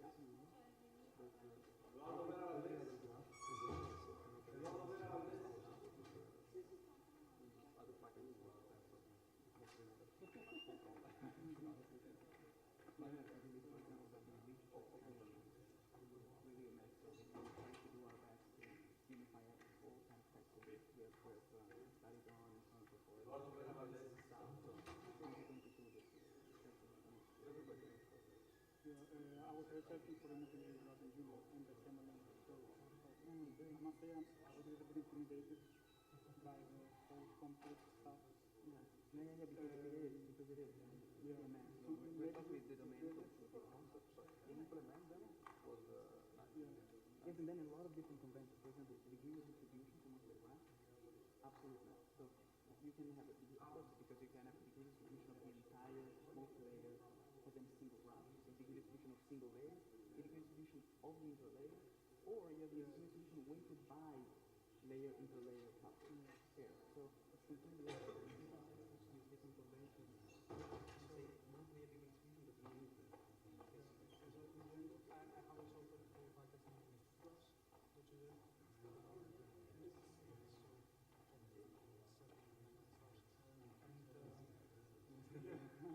that's not a good method. And in the end, I ended up using this for multi-layer because nested graphs, like you have the graph, the scope of subgraphs, and I just use different subgraphs as a different layer. Okay, yes. And I was wondering maybe you could, because I always try to like mix using the simple package for everything. So it would be great if you consume this. Because I think you are more organized in what you do. So would you think that you could support nested graphs functionality? I think that. So if you can describe us what a nested graph is in an issue, then would be great. What it is, because I will talk a little bit in the next talk. Okay. We can support to a person who asks us for some kind of the answer. And basically the answer for him was yes. So your graphs can be organized. And for biological application was this kind of plant stuff. Okay, here. The description. Yeah, that would be cool. Do you think it would be possible to have like this nested? You have it like you implemented just this matrix, right, on your stuff. Could you try your setup? You're up in 10 tried minutes. it yesterday. Okay, so it's good? Yesterday was working. I don't believe him. Could you try again? Yeah, it's NP harder problem. I just wanted to say hello. Jacob's also. So I'm aware that and Julia helped. Yeah. So I just wanted to like meet you all in person, and I love your talk. Like this is fantastic. I've been a huge fan of all your work. So yeah.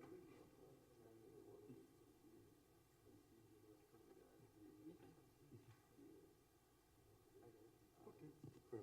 Okay, we'll wait for it. Yeah, if this person shows up late, this is their time. They're eating. Okay. We should have already started, right? We'll start in 17 seconds. Just let me know if you need any support on This things, person's because not I here. actually, so I'll be starting graduate school right now, and so I actually have a lot more time in theory, like help with more of the health-related stuff. So I know with, especially with like ICD GEMS, for example, that's work that definitely I'll be using. So if in the future you all need additional support, like, It's really great to see you and your discussion. It's really useful for application civilization. Yeah, so in general, it's been really just, I want to say, like, public health informatics, honestly. So, yeah, very similar in nature. So, I was working with, in the United States, the Centers for Disease Control, which is our, nationwide, surveillance. Yeah, so, I was working with them for, looking at COVID policy, figuring out, honestly, like looking at graphs and just thinking about like disease transmission across like different cities, and it was very, rapid. We have like 5, meetings a week, if not more, with the CDC just trying to figure it out.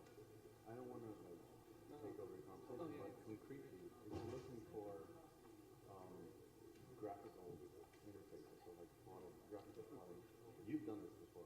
Yeah. So who would be a good tool to point them to? Because if you're going to be here for the hackathon, you might as well just say, hey, you want someone to help build us out stuff with the Mackie backend or something. Oh yeah, I saw Julia's. I've worked on GraphMapper. Yeah, GraphMapper. I was gonna say exactly that package. That sounds like a volunteer I've for me. mentioned before because I know that there was something there, but Yeah, I've made some contributions there, so I think we can set up. Dude, yeah. No, that'd be fantastic. So that sounds like a cool hackathon. Just yeah, you just gotta get people like you together. Exactly. But I'm scheduled to back to Yeah? Oh, what time? Okay, but I don't know, maybe sometime around the conference, you start working on it, sit down together. Well, there's a hackathon this evening. Oh, we can go together to back. There you go. There's a hackathon this evening? Yeah, apparently it's, let me pull up my calendar, give me a second. It's supposed to, I think, go from 6, let me see, so it starts at 7 o'clock. Here we go. It starts at 7 o'clock. Social 32G44. Yeah, it should work. So I also have a nested graph. Even if this doesn't work out, So for my nested make graph, sure and to I already try and send visualized the it message multiple online. times. Even if you're not going to be there, you could say, So hey, I think we did this presentation, we're interested in this. If you want to add graphical support, we'd love to show you the ropes. So even if you're not physically there, there's people that are watching online. So it's also going to go up. Anytime you're giving a talk to JuliaCon, you're like, by the way, you should work on this. Always. Learn from advertising in terms of content. Yeah. All right. I honestly love how compositional your work has been with the rest of the graphs ecosystem right now. Like you're describing how every single graph, type that you have, composes with the graphs. Which is additional. Oh, it's fantastic. It's fantastic. I love that you just said like, oh, we did this ONG for like a very algorithm, and then we just changed it. It's like, I'm squared. It's so casual, like, yeah, it's pretty fucking cool.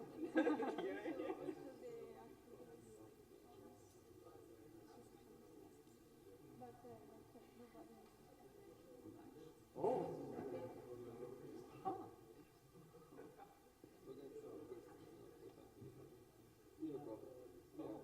System of differential equations. I know to generate what's the package here. So I know the formula. I know to generate and compile to use it. But I will know the exact formula only runtime, not the Oh yeah, we just go ahead. Just go ahead and ask him.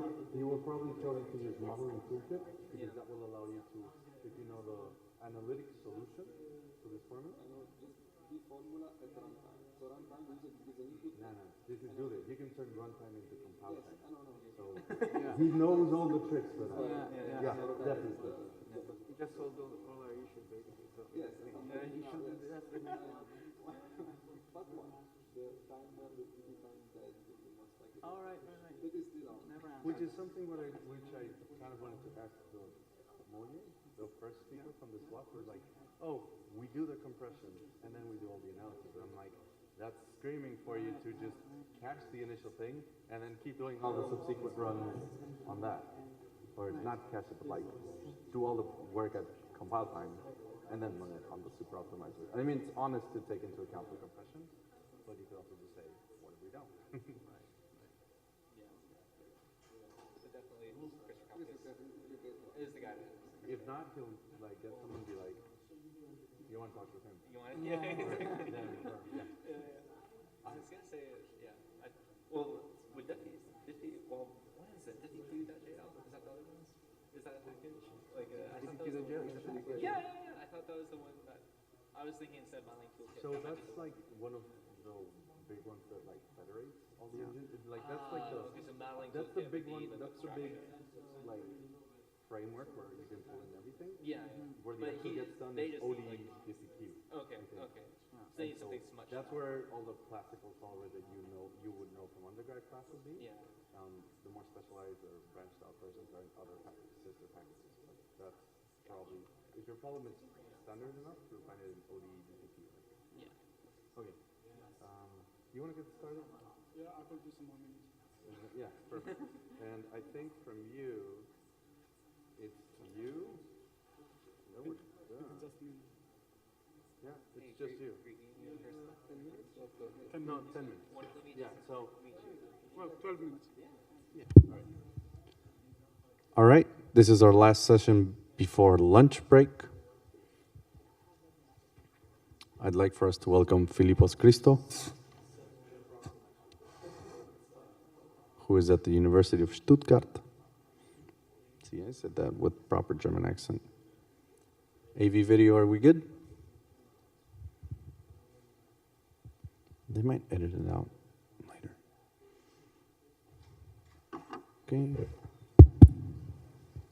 And Filipos is going to talking about Mindful.jl, a framework for intent-driven multi-domain networking. Take it away. Okay, thanks, Miguel, for the introduction. So today I will be talking about Mindful.jl, a framework for intent-driven multi-domain networking. This is a package that targets communication networks. So first I will have to introduce some notions behind. So we'll talk about software-defined networking, intent-based networking, intent-directed acyclic graphs, IP optical networks, in order to later to clearly introduce Mindful.jl. So given that we have a communication network, software-defined networking paradigm, or SDN, actually decouples the control plane from the data plane. And what this essentially means is that this actually centralizes all the control in a specific entity we call SDN controller, which has global knowledge over the network and can make network-wide decisions. I like to think of it like as introducing programmability into networking. Then on top of that, we can talk about intent-based networking, IBN, which establishes a higher layer abstraction layer which is positioned between the network operator and the network infrastructure. And in this case, the IBN framework would receive high-level requests or intents as input, and the IBN framework will compile concrete solutions. So here I have an example of that. So given that we have this simplistic network and a connectivity intent comes in that with the desire to connect node A to node F, this will go through the intent language engine and it will eventually land to the IBN framework where intent compilation will take place. Compilation has nothing to do with language compilation, as this conference might know better. It's just about taking a high layer intent and finding an implementation for that. And in this simplified scenario example, it will output this ACDF path, which will be forwarded to the SDN controller, and there will intent installation will take place, which the appropriate configurations will be forwarded into the needing devices. So what's happening during intent compilation, which is the most interesting part? This we can represent using an intent-directed acyclic graph. So as you see here on the right, the root node will be the user intent. In our previous example, it will be the connectivity intent, which will be gradually compiled to less and less abstract intents until we reach the leaf nodes, which are actually strictly defined hardware resource allocations. And this representation brings several benefits. Aside from a more structured and comprehensive formulation, we are also able to represent any intent compilation algorithm, and it also enables advanced multi-domain operation for reasons that you can find in the papers below, and I don't have time now to explain. When I talk about multi-domain networking, what I mean is administratively separate interconnected networks, where essentially, as you see on the figure, each domain will belong to a different organization, And essentially, to have interoperability, everybody will need to work in a decentralized fashion, even though internally the domains could work centrally with the SDN, software-defined networking paradigm. The last slide of the theory part is about IP optical networks, which are networks that operate using both electronics and optics technology, and they are often represented as multi-layer graphs. So here I visualize one where the lower layer is the fiber layer, so the optical fiber layer, and the higher layer is the IP layer. And a specific node will be composed from the IP router and then the optical switch. Okay, so now I can move on introducing the package itself. I will repeat the title, A Framework for Intent-Driven Multi-Domain Network Coordination, and I hope that now this makes more sense to you. The problem is that in the IP optical network control research community, we lack a common simulation tool. And this is very troublesome for doing benchmarking and reproducibility for the several publications out there. So Mindful.jl is an umbrella project that can help to align future research in this field. And you can think about it as a playground for researching network coordination and configuration algorithms. The ecosystem is as follows. So there is a Mindful.jl, which is the core package. And then there is Mindful Companion.jl, which is meant to be an algorithmic zoo, Mindful Maki for visualization, and some current work in progress efforts for a GUI wrapper. Now I will move on to the demo, where we will see a toy example, where we will load a dummy multi-domain topology into Mindful.jl, and we will issue a cross-domain connectivity intent. So first thing, we will have to read a GraphML topology file. We do this with the following commands, a little bit simplified in this case. And the result will be, we'll have a nested graph type using the nestedgraphs.jl package. And now this nested graph, we will translate it to the Mindful.jl, where we plot it here on the left. So this is the whole network, the multi-domain network, and it's being composed by several subgraphs. And each one of them corresponds to a specific domain, as you see here on the right.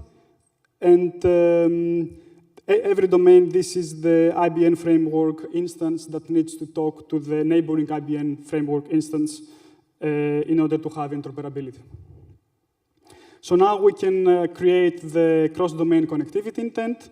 In this case, it's we first create the connectivity intent with this command, which essentially says we create a connectivity intent between the source node and the target node, and with a certain bandwidth of, for example, 50 gigabytes per second. And then we will issue it to a specific IBN. Here we issue to the first one. Then we will compile the intent. And lastly, we will install it. Further, we can visualize it to see how exactly the realization of the intent looks like. And here, the most important part of this code block is the compilation algorithm, the intent compilation algorithm, which here we use the shortest available path, but you can pass your own compilation method for your own experimental routing. Hey, sorry to interrupt, but the JuliaCon conference picture is having at 12:30 on the lawns. As soon as the talk ends, please rush there. Okay? Sorry. Yeah, thanks. So further, you can also inspect the DAG that has been generated with your intent compilation algorithm for the specific intent, and this should ring the bells from this theoretical picture right here, where the root intent is the connectivity intent we created, and all the leaf nodes would be resource allocations like fiber spectrum allocation or transmission module allocation or modulation, and so on. Then you can further use that for event-based simulation with your third-party library of choice. Here we use discrete events, and after setting a Poisson process for link failure behavior, we can plot the intent state throughout the whole simulating time. As you see here on down, where the intent is in failure state whenever the link of the specific intent is also at failure state. So lastly, as a conclusion, Mindful.jl is a playground for researching network coordination and configuration algorithms. It provides a simplified, stateful representation of an IP optical network environment and facilitates event-based simulation and offers visualization. It also supports multi-domain and intent-based interpretation, which makes it appropriate for numerous use cases. So if you are interested in that, have a try at it and reach out for any discussions. Some remarks I want to make is that I consider the current version to be an alpha release.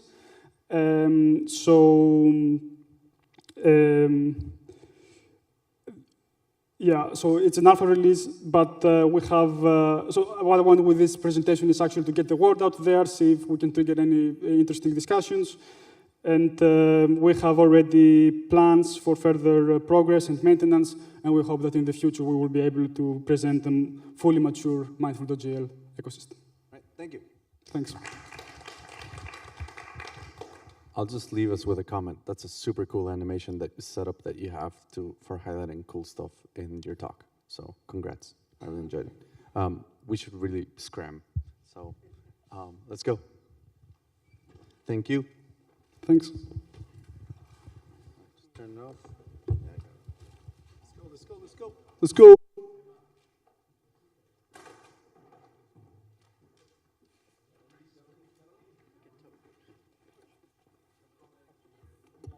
Now I understand what you're doing.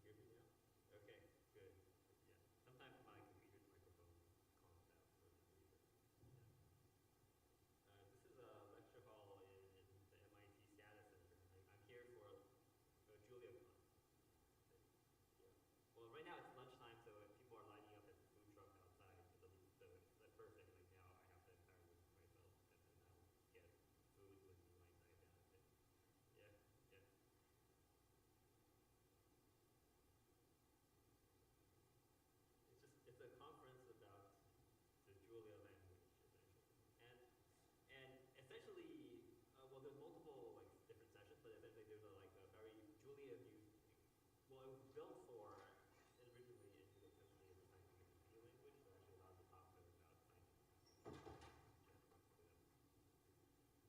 And just coincidentally, there's a parallel or simultaneous applied math symposium for Latin Edelman's 60th birthday, which is happening just in the same building. So there's also some applied math talks.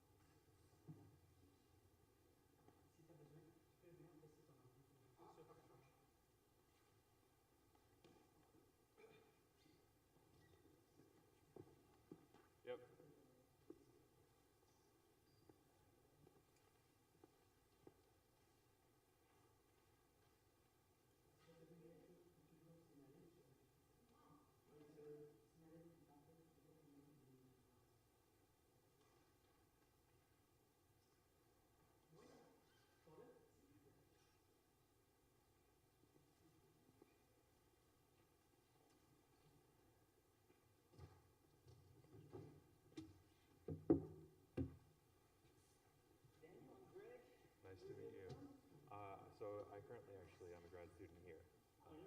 Yeah. What about you?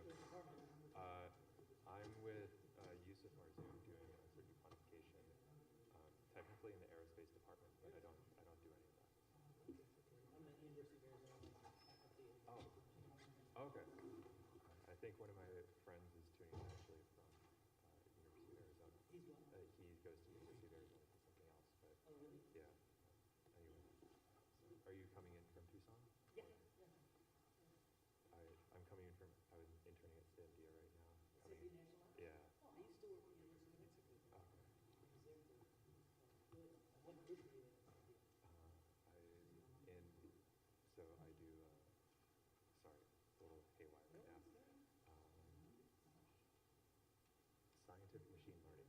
Technically, no, not really. I do scientific machine learning. So in practice, right now, it's like PDE solutions, optimal control, and stuff like that. Impact physics is what they those people. Yeah. So, who are you? I'm with Bart and Within Founders. I do a lot early on, like creating their impact physics codes. Okay. When they were first trying to implement everything object-oriented. Yeah, they have. I know they have like all those V1 codes, and then they kind of rewrote most of them to become Trillinos packages and stuff like that. So I think that it's so let's get you set up.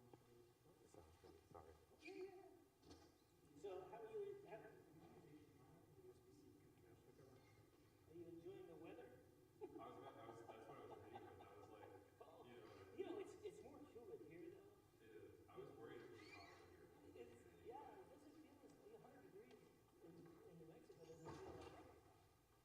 Back in Montreal, we're getting up to 40 at this point. 40 degrees Celsius. Yeah. We're not used to it. Like, this Where shouldn't are you happen. from? I'm from Montreal. Montreal, yeah. Yeah, it's crazy. It's too hot. It's getting hotter. And our floods, like when we have rain, it's not regular prolonged periods. It's not like flash flooding almost. I'm in the Atlantic Activity region. So I'm a bit like, I'm pretty much in suburbia. Okay, but I'm on the island proper. Are you in the university or are you? I'm at Concordia University. Okay. I study systems information biology. I'm an undergrad. You So do what? I'm a GSOC intern, Julia Summer Code intern for BioJulia. It ties in with my research thesis, so it's like everything's combined into one. Boy, ours are really different talks. Yeah, I didn't look at it. I don't know who's in the session this time around. But okay. Be fun?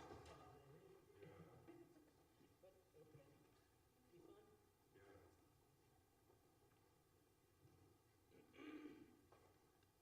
How'd you find the Sandia internship?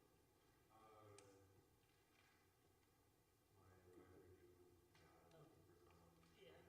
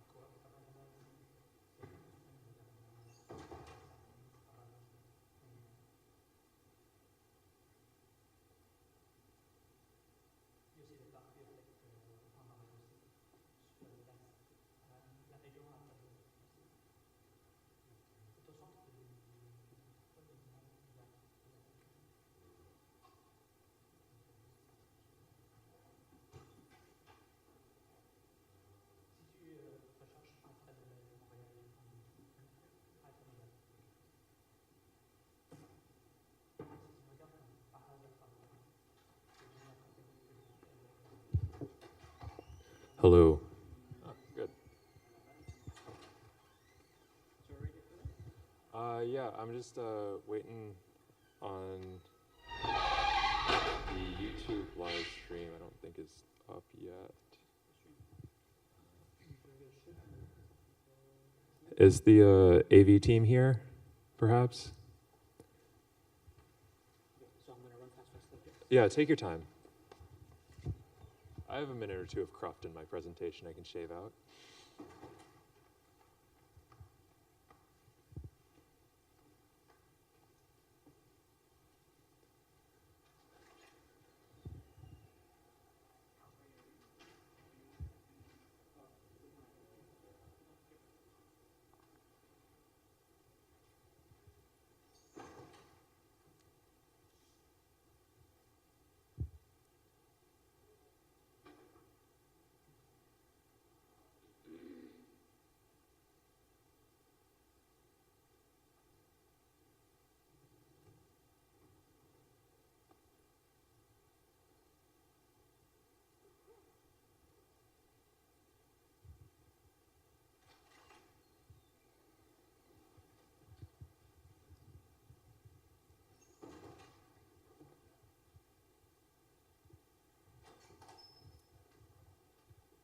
So, Ranjan, hey, apparently they can hear me on YouTube, but they can't see me. So I don't think the video is on. Like they can hear me on YouTube, but they can't see me.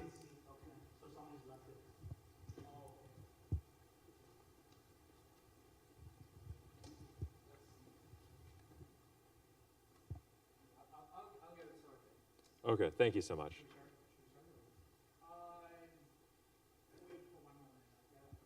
That's fine.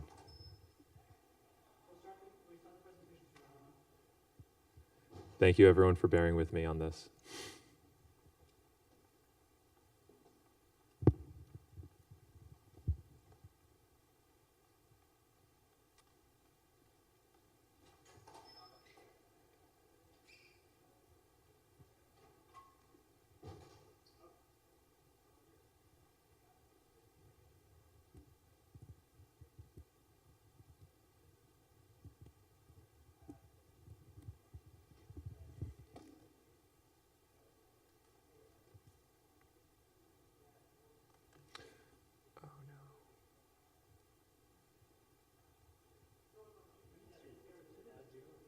Yeah, yeah.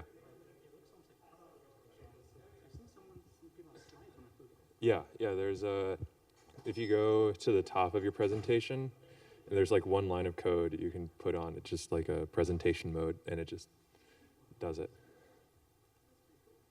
So if I just unclick it, then everything goes like a document.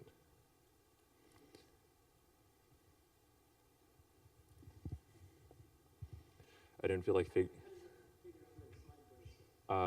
headers. So in Markdown, if you have a double pound sign. Oh, that's me. Okay, great. I'm going to start. Thank you everyone for coming. The title of the talk is a little bit different from what's on the program, but this is much more in line with what we're going to be talking about. So using transport maps for data science, uncertainty quantification with mparty.jl. A colleague of mine said there ain't no party like mparty, and I like it. So my name is Daniel Sharp. I am a graduate student here at MIT doing uncertainty quantification in the UQ group. And up here, you're going to see a picture of what is a transport map. Now, this is going to be a pretty high-level presentation. You don't have to necessarily understand exactly the mechanics going on. What we have to understand is that we've got a banana-shaped pile of dirt on the left, a PDF, a probability density function. And we want to find some kind of function t to make that banana look like a Gaussian, like a hill. If you remember way back when you took your probability class, you probably saw Gaussians a million times, and the reason is it's one of the few distributions we really understand. And so if we find some kind of coupling from this banana to a Gaussian, we kind of understand what the behavior is of this very non-Gaussian, very weird distribution. So as a graduate student, As a graduate student, I think a lot about housing. You know, I just signed a lease, and so there's a housing data set in mldatasets.jl that's about Boston housing. If you think about a realtor, and I promise this is relevant, if you think about a realtor, any reasonable realtor will be able to tell you, based on how many rooms your house has, what the crime rate, what the pollution in the air, all these kinds of different factors, these data points, they can gather that and give you a price of your house. They think, you know, if you go on Zillow, you can find a price of a house, your Zestimate is $400,000. And that's a really important question. You know, when you list your house, you have to say, what am I gonna list it for? But realistically, you know, this is what a lot of people use. In finance and consultancy, they use linear regression, and they say, here's a point estimate. My house is worth $400,000. But we all know that that's not how housing works. That's not how you buy a house. There's some kind of uncertainty on that. You know, houses never go for what you list it for, pretty much. And there are questions that you need to answer. If someone puts in an offer for your house, they say $380,000. Is that a good offer? Is $400,000, is that a meaningful answer to your question of $380,000 offer, should I take it or leave it? No, we need some kind of understanding of how uncertain is this price? You know, how much variability is there in the price behavior? And linear regressions and, you know, very simple extensions thereof aren't going to tell you this distribution. And that's kind of what I'm arguing, why we should be using something more powerful than just some, you know, random linear regression. So here's a scatter plot of all of these random variables that we're sampling. We're actually just caring about this last row or last column, and that's sampling, or that's graphically showing the joint marginals between the data points that we care about and the price of the house. If you note, those are not really great scatter plots. If you do any data science, any predictive data analytics, those look bad. You can't just throw a linear regression. But you can, you know, clean the data. And still, though, you know, if you just plot these points, on the y-axis is the housing price or some measure of it. On the x-axis, here is the distance to job hubs in Boston. On the right is, I'm blanking on it right now, but some kind of weird function. We get heteroscedastic noise, very non-linear relationship. We don't really understand how these are related. You know, there could be some interconnection, interplay between these two variables and the price. There's all kinds of problems that you could be facing. And you don't really want to use linear regression with that. Additionally, you know, you could say, well, why not just use a neural network or something of that ilk? And that can get the non-linearity for sure, but it's a little bit harder to capture the uncertainty on it, and you have to really think about it carefully. And mParty is a great tool that you can use for doing nonlinear analysis. So first, of course, you're going to, first, I guess we should probably get into transport maps. I said you take a banana and you kind of move it down, move it into the center, make it look like a Gaussian. And this is kind of what the action looks like. We take a bunch of samples, or maybe a density, and we train some kind of function. So once we put the samples through the function, we get a Gaussian sample. We get a hill. And once we get a hill, that's really nice, I mean, I think, right? It looks like it's really nice. I mean, who knows? But why bother? Why bother with this Gaussian nonsense? Well, this is about the most complicated math you're going to see here. If we have the data x, the stuff that we can actually measure, x, and the response y in a data analytic sense, so think about this as, you know, rooms in a house, the age of the house, something like that, as x, and y is the price. We want something like the price given the data. We want the conditional distribution. And if we fix the x for some given house that has measurements x, we get a function of y. We get a function that's fixed, that's just on one variable of y, that takes a conditional distribution, we fixed x, and we push it forward into a standard normal, n0, 1. This is a pretty incredible thing. And the reason is, well, if we have the function evaluated that's from the conditional to the normal, we can just move it over to the other side.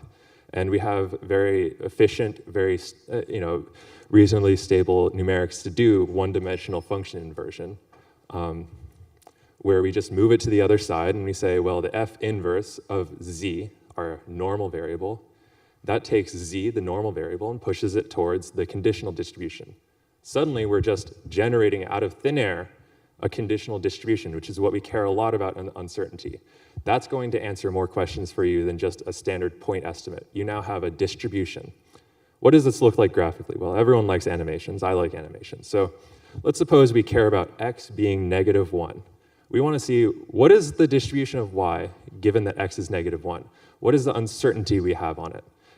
You know, this banana distribution is very non-Gaussian. It's very weirdly shaped, and it could be pretty hard to actually, get this slice, get this conditional. But using a transport map that we train just from samples, we can get it pretty easily. We generate a bunch of random samples from a normal, and we put it through the inverse of the map, and suddenly we have this magical result where we have magical, conditional distribution. It just lets you do this in a very efficient, nice way. So let's move back to this housing. Well, before we do that, I guess, mParty, what we talk about here, is just a really good tool to do this. It's very efficient. It's built on top of Cocos for portability. It has bindings to Julia, but I was the one who made those, but it's also bound to MATLAB, also to Python, intended for portability and efficiency, so that you can do larger transport map problems, bigger than we've ever really, seen in the scenario that we're working on. So back to housing, we can actually use these. Well, yes. First, you want to kind of clean up your data, standard stuff that you would do using linear regression, using neural networks. It's boring stuff you'd learn in any kind of statistical learning class, and there's all kinds of stuff you can do, some boring code, but I'm going to skip over that and say, let's partition our stuff into training and testing. That's what everyone does. You have training samples you want to get your map trained on to make it look like a Gaussian, whatever that means. And you have testing, just to see how it does on samples of houses it hasn't seen. Well, I'm not a big fan of putting code on the screen, but I like 8 lines of code. That's about my limit. And I think this does a really good job. We say, okay, we want a complexity 2 map. You can think about it as polynomials if you're used to that. We have quadratics basically approximating this map in different dimensions. This efficiently takes care of that with this second line says, okay, here's the total order, and then the next line, here is the basis that we're using. You don't really need to get involved in how that's constructed. We do it all for you. And we're gonna take some map options. This is saying, this is the basis we want to use. We think that the data kind of lives where a Gaussian would, between -2 and 2. And then we just create a map. Now this is an untrained map, but this create component creates the T that I showed you before. It tells you, okay, here is something that maps a bunch of dimensions, your data jointly with, at the end, your output, your quantity of interest, your housing price. We map that to a one-dimensional Gaussian using this create component. And then the second box just says, okay, let's create the objective. We have training and testing samples. Let's test it. Let's see how it does. Let's train it and get a map. Here we show that the training error is 0.2. You can't really interpret that, but it's just an optimization function. But it's trained in less than half of a second. This is a really quick algorithm. We can train it on much more. I've trained it on 1,000, 10,000, 20,000, 50,000 samples in, less than a minute. And it does phenomenally well. And this is much more scalable than previous algorithms and really previous implementations of these algorithms before. So 0.2 isn't super interpretable, but the great thing about these transport maps is that there are ways to interpret them. We have rigorous ways. We have qualitative ways. We can look at the histogram and see that looks pretty Gaussian on the test samples. This map hasn't seen these samples before. It somehow moves everything towards a Gaussian, and it's all nice and good. We can also do rigorous quantitative measures. So if you're a probabilist, you'll say, okay, we should use the Kolmogorov-Smirnov statistic to measure Gaussianity. And that works great in one dimension, so why not? We can say that the KS statistic here is just about 0.05. That's pretty good. it's not perfect. Ideally it would be 0 or, yeah, I mean, ideally it would be 0, but nothing is ever perfectly Gaussian. And we've just learned from 460 samples. I mean, it's a pretty small data set, all things considered. And we do reasonably well. But what does that mean for me as the data analyst, as the uncertainty quantifier? Well, the nice thing is we can do approximations of conditional expectations, which is exactly what linear regression does. And so here, I show here's our linear regression, super simple, just multiple dimensions going to 1. And we do a one-dimensional Gaussian quadrature approximation of the conditional expectation. What that means is you evaluate 1 point and that's it. That's all you got to do. For each sample, you just evaluate for the fixed sample data, x, you evaluate the t inverse at 0. And if you want to see a plot what this looks like, I'm comparing just multilinear regression to my transport map. And I'm using an ML data set that's kind of meant to be reasonable for linear regression, to train and see how your model does against others. And so linear regression does pretty well. I mean, I'm not going to sugarcoat it. I'm not going to say that we're infinitely better. But what's really interesting is that, especially for the non-Gaussian behavior, and this is the bottom right too, for those, you see that the linear regression has a little bit of trouble with heteroscedastic noise, with noise that varies in the x component. It has a little bit of trouble on certain boundaries or something like that, but it does pretty well, and that's great. But if you wanted a point estimate, you wouldn't come to me. You'd probably use some kind of great neural network framework. We're at Julia. There's plenty of cool neural networks out there. What I'm trying to convince you of is that a point estimate isn't enough. A point estimate is something that won't show us what we really need. A point estimate can't really beat this, where you can take a sample, what we actually observe in the yellow, we can see where it lies on the distribution. So for house 31, we see that the actual price of the house is pretty low, given its location, given its number of rooms, given its age, etc. Sample 13 is kind of exactly where we expect it to. Now, these kind of look Gaussian, and they look Gaussian, but we wouldn't know that. When we do linear regression, we assume Gaussian error from the linear regression. We just assume that. And that's basically saying we're doing an approximate model, and we're solving that exactly. Here, transport maps are exact in theory. We're taking an exact model and solving it approximately. And so we didn't have to assume that it was Gaussian. This could be multimodal. This could be all kinds of distributions. But it just happens to kind of look like a bell curve, and it fits with our assumptions. You saw that the linear regression worked well, so you kind of assume that the error looks pretty Gaussian, and that kind of lines up. But being able to quantify this error, not having to make that assumption, is very powerful.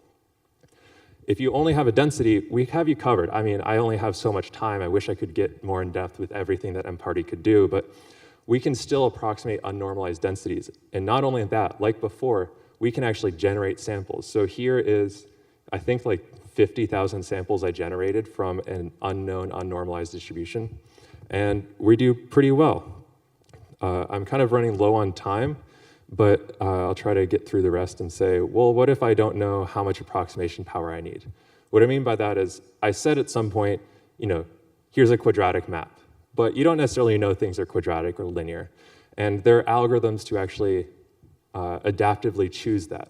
And this is a very nice strength of the parameterization we use. Everything's kind of based on very well understood function approximation tools, polynomials, quadrature, etc. And being able to do that basically means, well, we can use tools that have been established in the community that are going to converge to some limit. We have some idea of how this behaves. It's explainable, it's understandable, and it's adaptable. So here I have an example where we use the adaptive transport map algorithm introduced by Ricardo Baptista, now of Caltech, and we are able to adaptively construct a map. In this case, I think this gets 19 terms, 19 parameters, okay? It's a very low complexity map, 19 parameters compared to our previous one, the quadratic one had 36 terms. But we can get a KS statistic in this case, and I regret to say that I forgot to I accidentally deleted the histogram, so you don't see it, but the KS statistic is 0.06. So it's pretty close to what we had before it. The push forward on the unseen samples is pretty Gaussian, but we've demolished our complexity. We've cut our complexity of our map in half almost by just using things that exploit the structure of the problem, that take the samples and learn from them. And you don't have to understand any of this, and that's really the great thing about it. You can just be a data analyst and say, I want an adaptive transport map. I want to train my map adaptively. And you say, train map adaptive. Here is what I think is a good place to start, MSET ATM. That's just, you can see the documentation on it for that. Here is the objective. Here are the options. Go run with it. Give me a map back. And that kind of time that you save from hyperparameter tuning is phenomenal. You don't have to worry about that kind of stuff. The kind of time that you save from not having to wait for very slow different models to train is great. That kind of time that the kind of information you gain from being able to quantify uncertainty is really good. And having this all in a high-level language like Julia and also Python and MATLAB is really great for actual problems. People actually use this. One of my collaborators on this uses it now in industry for power price forecasting. You can use it in academia. The previous example on the densities was from biology, estimating parameters for a biological model. And we have all kinds of great examples. I think we have 5 in Julia. There's like 6, but one of them is a little touchy. And so it's very well documented. I'm trying to make sure that it's even better documented. It's very efficient. We have all kinds of gradients, Jacobian vector products. We have, for different use cases, you need the log determinant of the Jacobian for the transport map. We expose all these things so you can, if you have something where you don't trust me to train your map, you can use your own optimizer. You can use Julia's built-in optimizers, even though it's in C++. There is no AD before you ask about that, just because it's in C++, it's hard to propagate. But we have robust and efficient suites of software for low-level things like polynomials, and if you've ever worked in multidimensional function approximation, multi-indices are exposed pretty well. There are affine maps. There are efficient evaluations for compositions of maps. So if you want to do something that's kind of like a deep transport map where you just kind of continually try to iterate over it, there's very efficient implementations of that. It's not perfect. There's stuff that I need to work on. Others, are helping me on. The inversion that I keep talking about is sensitive to outliers. It's sensitive to different, weird quirks of the data. The error handling is kind of tricky because it is a wrapped C++ library. We're working on that. I think it's mostly fixed now. This ATM adaptive algorithm could be better. It's a little fragile, but yeah, we're doing, going forward, making this a really important tool in uncertainty. We're making this for, we're going to squash bugs. We had at some point GPU compatibility, and that was lost for a little bit, and so that's kind of the next step. Implementing all kinds of new cool tools and methods that people like you can use in predictive data analytics, or even academia, Bayesian inference, all kinds of things. And so I'd like to finish by thanking my collaborators, primarily Matthew Parnot, who wrote a major part of this library, as well as all the people listed here from the uncertainty quantification group who have helped me, mentored me, and given me advice on this, and my advisor, Yusuf Marzouk. Thank you, and I'd appreciate any questions that you have.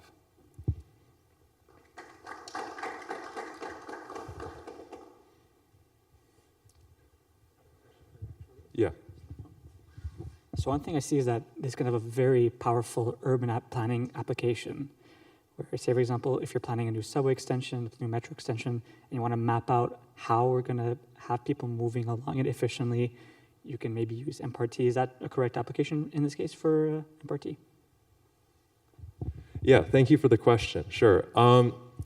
So the really nice thing about this is that it's really application agnostic. Anytime you want to get some idea of a conditional probability.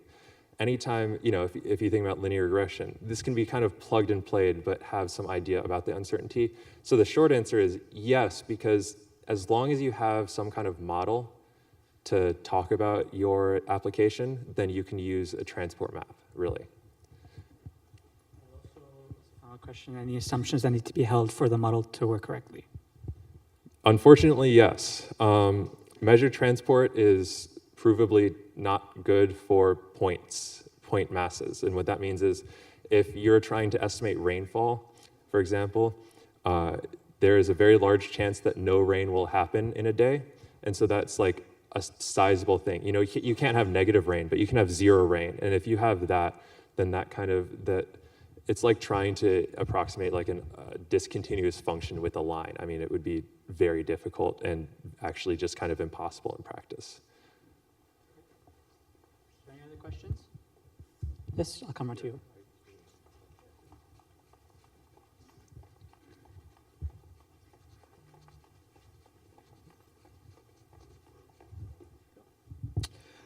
Hi, great presentation. So I know you sort of went over the implementation of the algorithm on a higher level, but how do compositions of maps work very efficiently?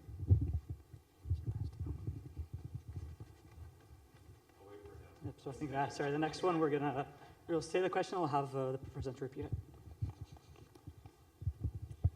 Yeah, so if you think about it, the way that it works is actually quite like a reverse mode automatic differentiation, if you can believe it.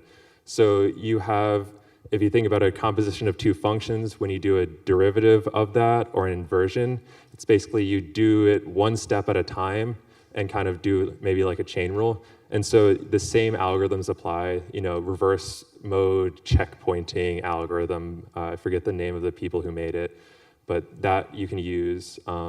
Inversion is just a sequence of inversions now. So like it can only be so efficient, but we do it in a way that really tries to exploit the structure of the problem without doing it, in a very silly way, if I may be frank.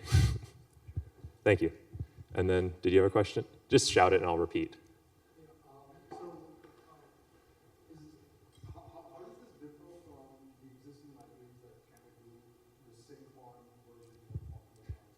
Yeah, so I'm glad you asked that. The neat thing is I'm not actually doing optimal transport. Optimal transport is a really hard problem, and it doesn't really, if you notice, I never say anything about an actual cost function. There's a loss function you have to train, but an optimal transport is basically constrained optimization. You have to couple these two measures. This is just saying, okay, we want to fit the measure, but we don't really care about making it efficient. And what we sacrifice that, but in return we get computational efficiency, and more important than that, we get this conditional problem. So this is the training, but basically, this is what's called a triangular transport map, and that's what we use under the hood, and that lets us do the inversion. Sinkhorn you can't like take two parameters very easily and then invert the transport map for one of them, fix one, and it's difficult. It's a really good algorithm for what it does, but it's not an algorithm solving what we want to solve. So in return for suboptimality, we get a very good transport map that maybe maybe doesn't have a huge amount of movement in the measure, but we couple them in a computationally efficient way. Yeah, it seems I'm out of time, so out of respect for my following presenter, I'd be happy to take any other questions that you have afterwards.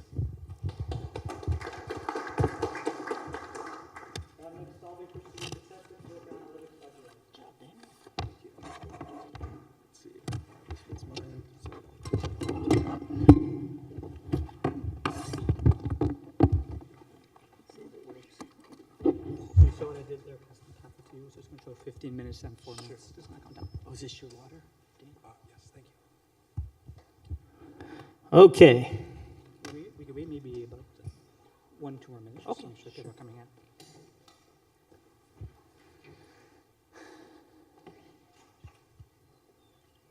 See if you can scroll correctly. Yep. Yep. Shall we get started? Okay, so I'm Greg Heileman, and my colleague presenter is Hayden Free. Hayden, if you want to reach either of us, I've got Hayden's, he's a computer science graduate student at Georgia Tech, so hayden.free at jatech.edu, and I'm a faculty at the University of Arizona. Feel free to reach out to us if you have any interest in the toolbox that we've created around curricular analytics. And so just a little bit of context, because I think it's a little maybe different than maybe some of the other talks in this session. You know, this is a typical situation in higher education where everyone's blaming everyone else, this circle of blame for why we don't have enough trained engineers coming out of our universities. We tend to blame it on the high schools for not producing students who can successfully pass our classes, and on and on and on. What's happened over time, though, is that in higher education, we're being held to performance-based funding models, various things that really put the pressure on us to graduate and successfully complete students. And from a position of national competitiveness for the United States, producing students in this area and around the world, right? You need to be able to produce high-tech workers, and it's something that is a real challenge. And it's interesting that over the years, people have created models for trying to understand, like, why do students leave universities? And this is kind of one of the more famous models by Vincent Tinto that looked at what causes a student to leave higher education. And I've circled kind of this piece there that's the institution itself, what's happening at the institution. And, it says academic performance, faculty, staff interactions. How do you measure that? Like, you could look at the performance, students' grades, you can look at their development, but these are kind of difficult things to measure. So there was kind of a gap in this area, and this is where we've kind of made a contribution. Over the years, there have been a huge number of studies that look at this other thing that I've just circled here, and that's prior student preparation. We measure that, test scores, how students have done in high school, and you can make pretty accurate predictions on how students might do in college. And by the way, this is one of the easiest ways to kind of change this model is simply change your input. There's a handful of institutions around the country that can actually manipulate the input and get better outputs, right? These are the highly selective institutions, but most of the 6,000 or so institutions in this country can't do that. They have to serve who they admit, and they have to figure out how to improve this system. So manipulating the input is not something that most of us have the luxury of being able to do. What we did is then we said, okay, there's many pathways a student could follow through higher education, many pathways even within a given degree, a single degree program. And so we kind of put this term curricular analytics around it. We came up with these two independent factors that we use to quantify the complexity of a curriculum that a student's trying to complete. One is how you teach, how you support a course. And this is where most of the effort was in higher education, people putting tutoring centers, peer mentors, all of these types of things aimed at trying to help the student graduate. But then there's the structural factors. How do you structure your curriculum? And this was the piece that was largely ignored that we've tried to quantify. And so we came up with this theory, of curricular analytics, which is basically a framework for studying how curricula impacts a student's ability to complete a curriculum, how you structure it. And there's a reference there. How it's been used, people have used it to kind of better understand how this impacts student success, the role that curriculum plays in that, compare curricula one institution to another, design new curricula based on others that are out there, redesign a curriculum. Many institutions now around the country require the use of this tool as a part of their academic program review process, which is required by our regional accreditors throughout the United States. If you're going to give federal financial aid, you have to be able to show that you're doing this type of work.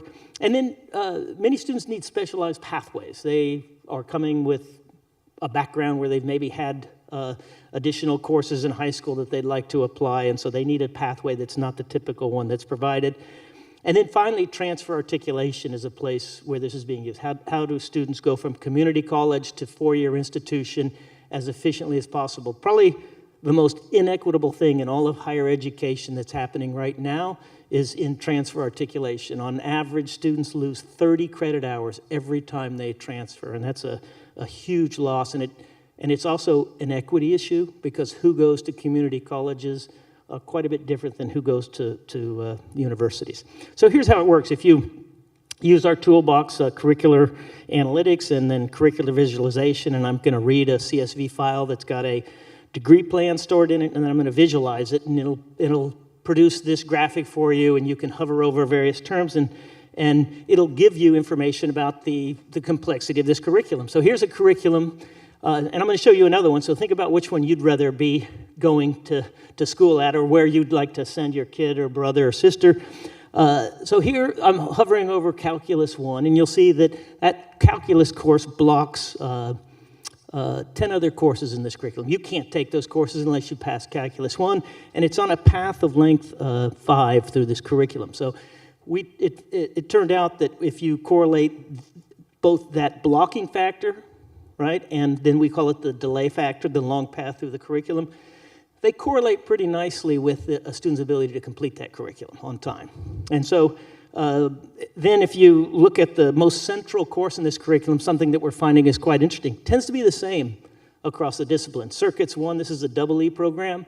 Circuits 1 is the most central course in almost any EE program that you can look at. Here is an identically accredited program, identical program, EE program, same ABET accreditation, which means it has the identical learning outcomes. It has 4 times the complexity of their program, right? Math course is, Calc 1 is blocking 27 other courses in this curriculum. There's a path of length 10 in this curriculum. Dramatically different. Now, which one would you rather go to? Who'd rather go to the first one? Probably, right? What was interesting is that when we first started doing this work, people would say, well, yes, we're really complex because we're really good. And so we said, well, let's take a look at that. By the way, most central course in this curriculum, Circuits 1, although a lot more prerequisites to get to that course. What we've been able to show, and this is kind of what I've alluded to, is that as complexity score, this is at Utah State University, as complexity increases, the ability to complete a program in 4 years decreases, that's a big deal because you get financial aid for a certain number of years. Students actually end up leaving majors if they think they can't finish on time in many cases. So then this is answering this question about, yeah, I'm complex, but I'm really good. So we said, well, let's look at the rankings of EE programs around the country. All of the programs in the study have identical ABET accreditation, which means they have the same 7 learning outcomes, right? So they're not producing, they're all producing basically the same type of an engineer, right?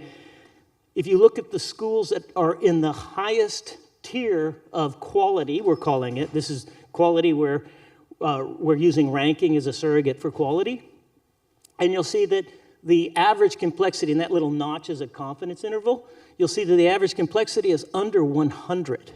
And that first institution I showed you was Cornell University. The second one I'm not going to say, but it's in the it's in the bottom quartile of rankings.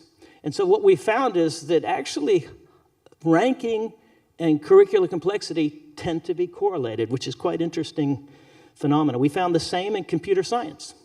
Higher rated computer science programs tend to offer less complex programs. So it's very, very interesting. This tends to make faculty who want to dismiss this, they tend to take note when we show them this.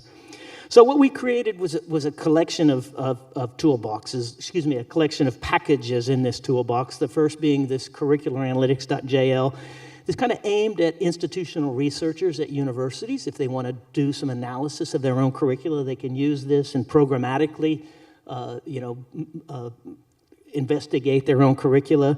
We've got the visualization package, which is just a wrapper around Vue.js.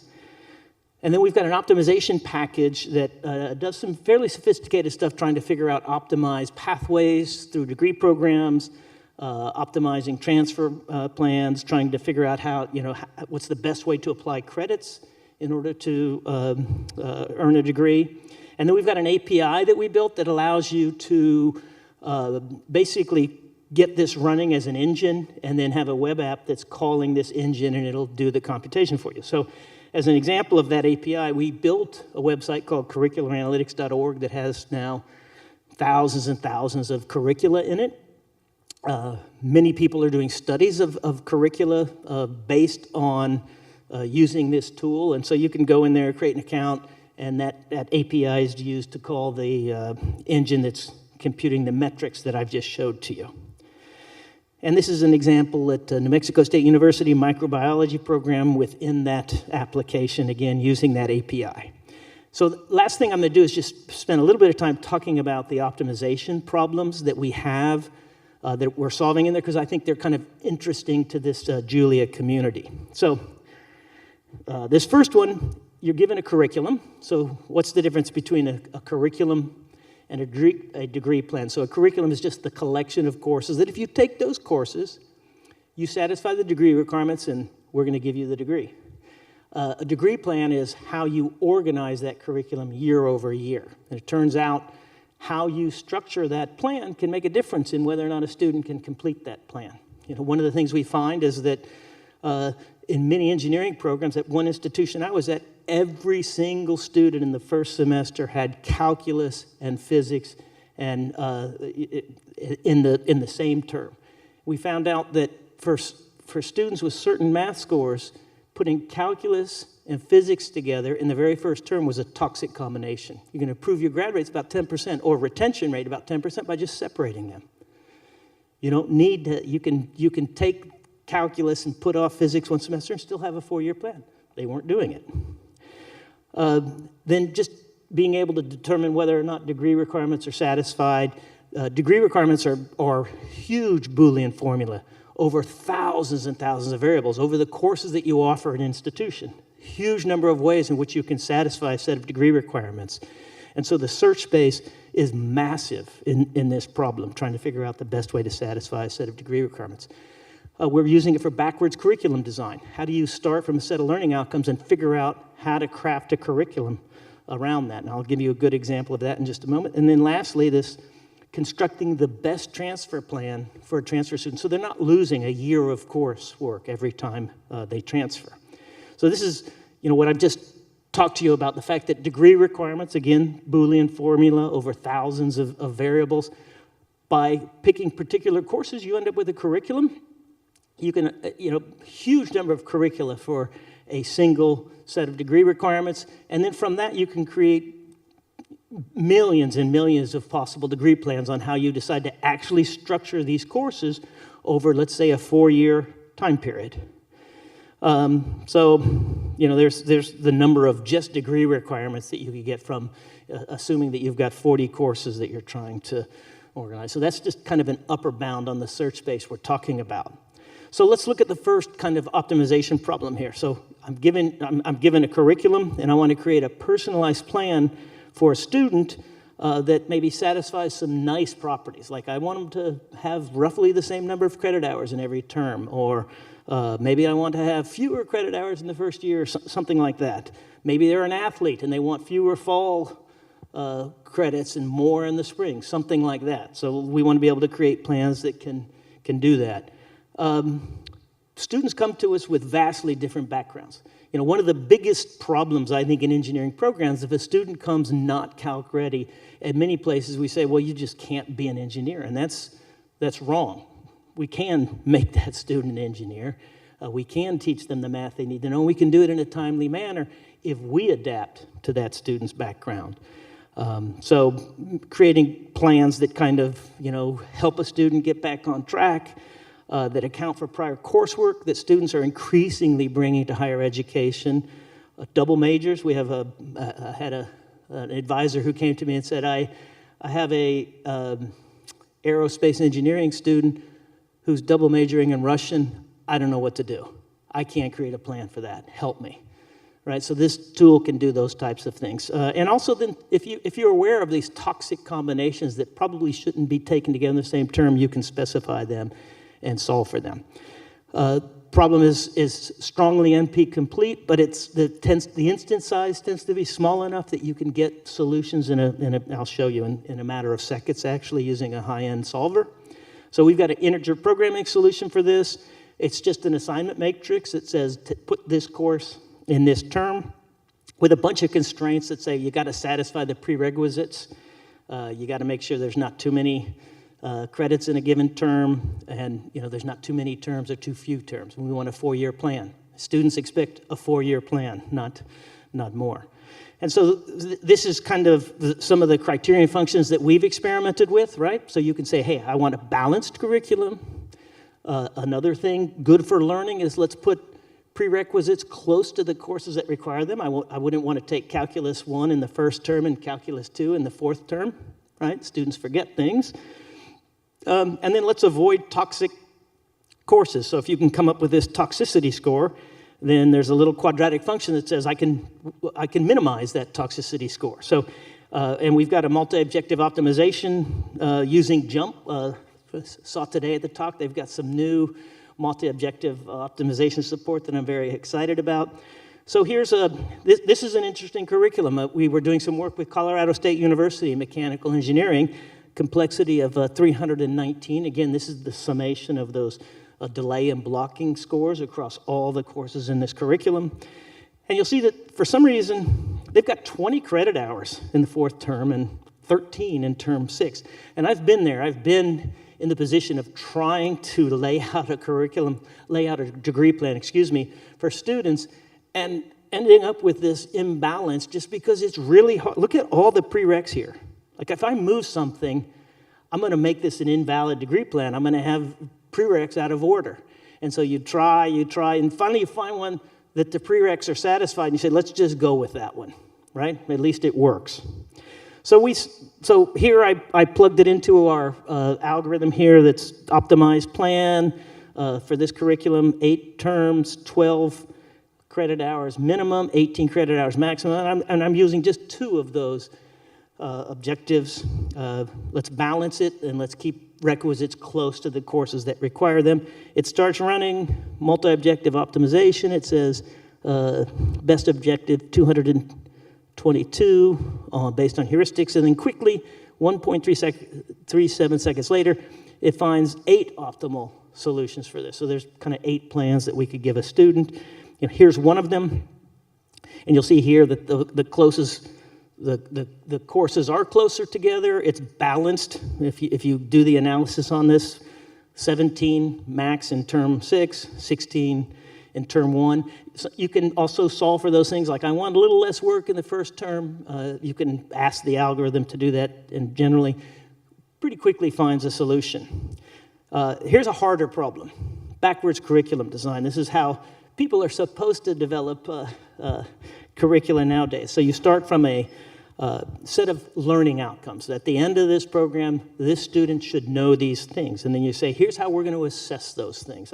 You build your assessment, and then you pack them into courses. And these are the courses they're going to do that for. So this is kind of the way that curriculum is designed nowadays. Huge number of possibilities, right? Because you're talking about 200 or 300 different learning outcomes that you're packing into 40 courses, right?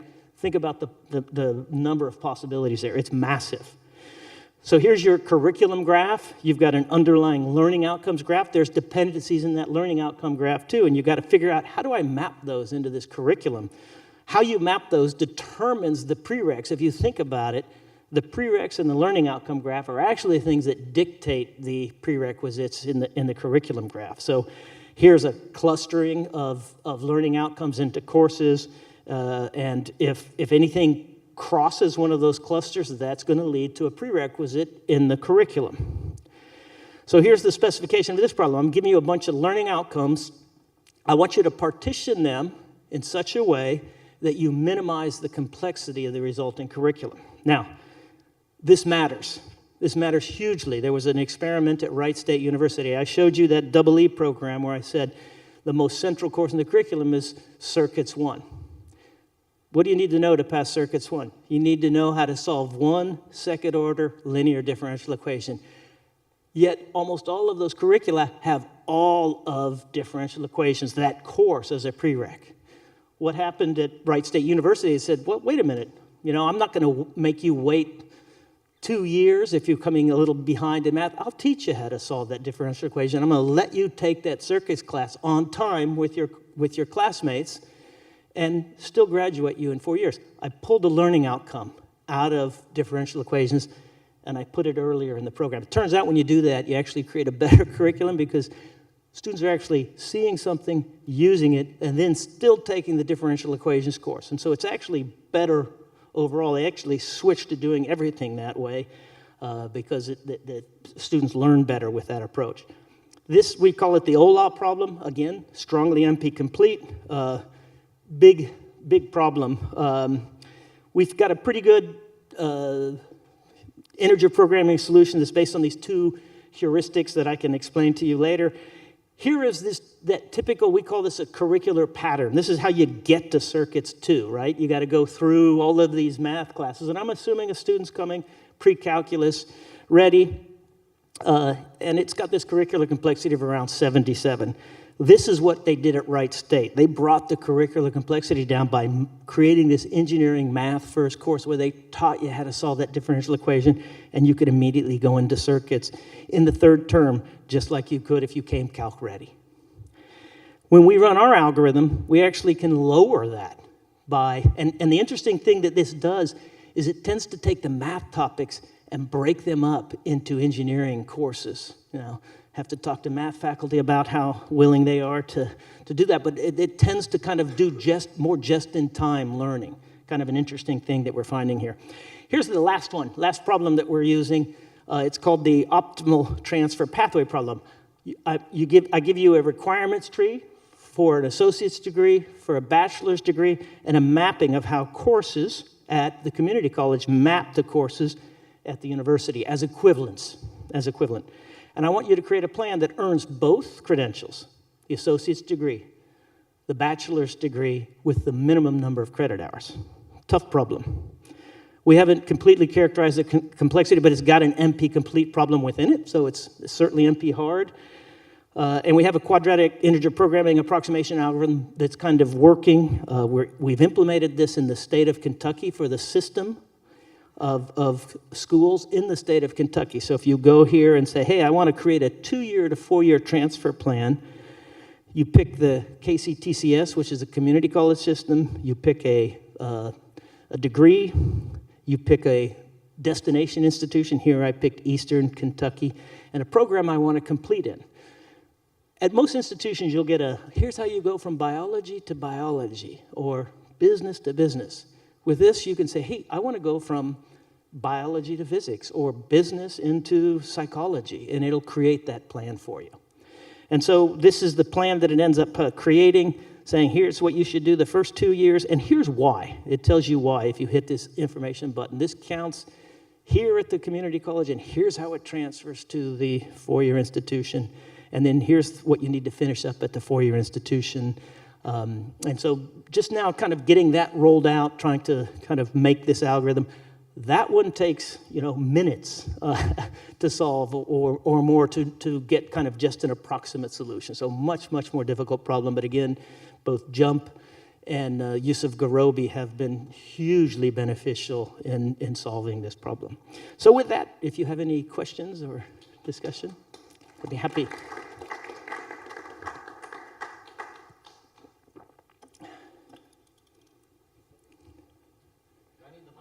Yell and I'll... Thank you very much. Sure. How much work does it take to contribute curriculum? Oh. I took a look at your website. There's a school I'd love to look at and see how we can compare with other schools, but its data isn't there yet. Which school? So how much work does it take to enter a curriculum, I think is what you're saying.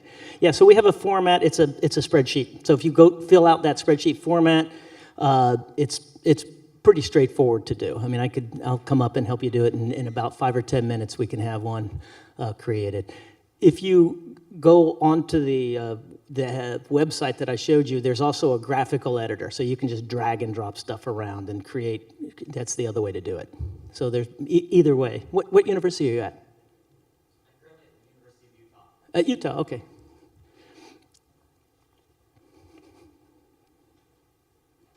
Okay. Oh, yes. I say this because I'm totally curious, never had any experience with this, but I've heard of people having issues with certain professors, and that's why You've spoken like a student. Okay, so what if you have issues with particular professors, right? Yes, sure. Can you optimize around the instructional thing? So remember how I showed you there's instructional plus structural? It doesn't impact the structural piece of that, but the instructional piece, you could factor it into that. And so, we haven't come up with really good measures for the instructional piece, like we like the average grade that a student earns could be that in that particular course. But if you could conceivably account for instructors in that, and it's probably an important thing to do. It's what students actually do. Good question, thank you. So just here's someone within a regular course pathway. This would have proved an exceptional if we had in our school system. Yeah, So hopefully it could be adopted what- by more universities as we come along. Yeah, what Michael's saying, I hear this all the time. Like, why didn't I have this when I was a student someplace? Like, why can't I? People want to self-advise. You want to plug in your stuff and figure out, like, what is the pathway? So, yeah, I hear that a lot. Thank you very much. Okay, next up, replacing legacy Fortran, a hydroelectrical critical system. Allons-y. Oui, on peut poursuivre.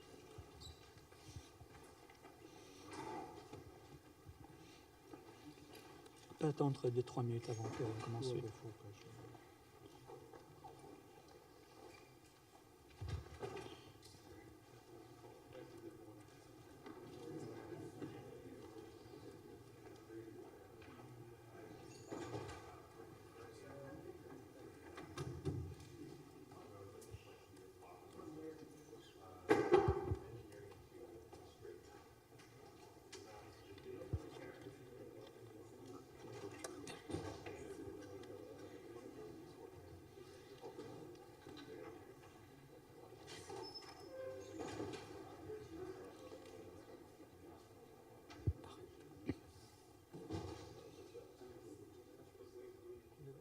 Tout est bon.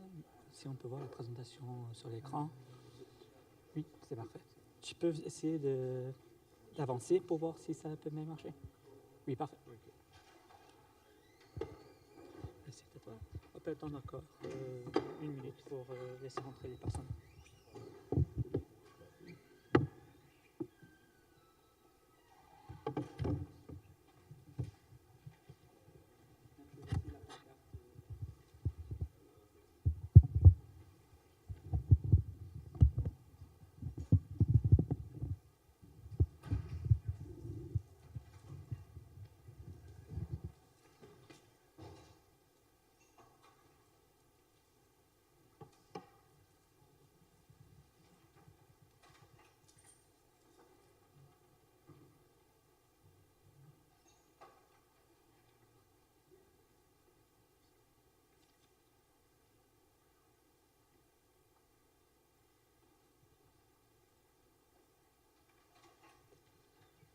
Just to make sure if you hear me right.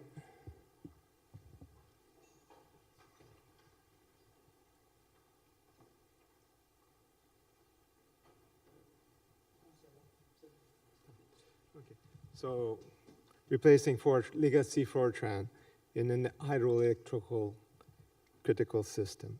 So good afternoon, everyone. I'm going to present you our effort to replace Fortran with Julia. It will get detailed and technical at some point, but it will be mostly high level. And I hope the content will be useful to you, or at least interesting. So just to present myself, in 2020, I joined the load forecast team at Hydro-Quebec. I have a mathematical background, and I've been working in computing for about 40 years, scientific computing. I am old enough to have used punch cards, and I had my own Apple II computer at home. So that's how far it goes. So I went through different programming languages, and I'm now working, amongst others, with Fortran and Julia. So I'm no longer a developer, but I code our tools and forecast models among a team of advisors. So enough of me. Let's see what you should expect in this talk. So first, some detail about my employer, and then I will present the context of moving from Fortran to Julia, and why they must coexist for some time. And currently, the work is on replacing a solver, and you will see what kind of intricacies we've encountered. So I'll detail some of the functionality of Julia we use. So how can we describe Hydro-Quebec? So I got the lazy way and asked Wikipedia. So Hydro-Quebec is a public utility that manages the generation, transmission, and distribution of electricity in the province of Quebec. For those less familiar with geography, let's look where is the province of Quebec. So it's on the northeastern part of North America. Its area is larger than most European countries, but the population is very low. It's 8.5 million in the last census of 2021. So population is mostly located in the southern part along the St. Lawrence River. And here's some publicity to quickly present the company, here are a few numbers. So to highlight some of the numbers, there's 62 hydroelectric stations.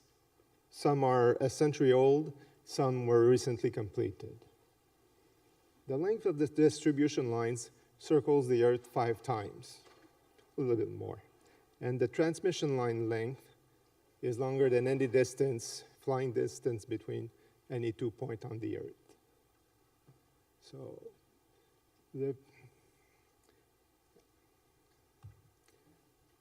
a little publicity for my employer.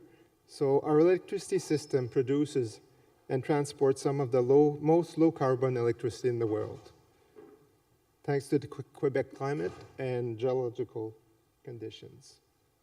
The hydroelectric sector in Quebec is comparable to the wind and solar, and is 40 times less emitting than the thermal sectors.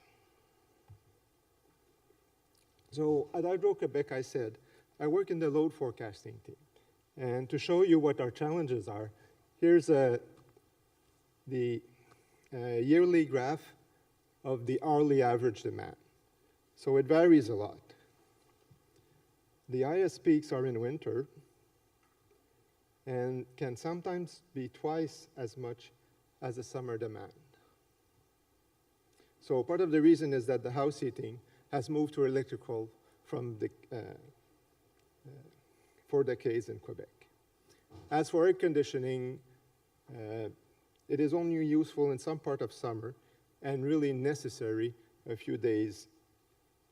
small number of days in a year, though those numbers are small, seemingly increasing. You can see that the weather has a great impact. Has great impact on demand, and just looking at the winter season here, it is an important input to our forecast model. We must take into account the temperature, amongst others. Even daily variation are important, though not as spectacular. Here are a few curves. The higher ones are in winter, the lower ones are in summer. So even winter, when it's cold at night and warm in the afternoon, you can see that the curve doesn't follow just the temperature. So daily human activities have significant impact lighting, cooking, water heating, commercial and industrial needs.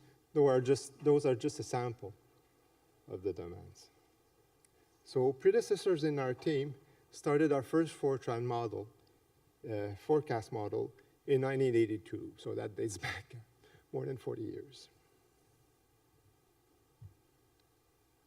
Next chapter, moving to Julia. So our Fortran models are reliable and can still be improved. But resources knowledgeable in Fortran are viewed too sparse by the IT group in the company to ensure maintenance of those models in the future. So since tuning of those models require adequate computing speed, Julia language was selected because it offers compilation, but also is a high-level language and ease of use. So those models are part of the grid operating system. And the forecast pipeline must be reliable.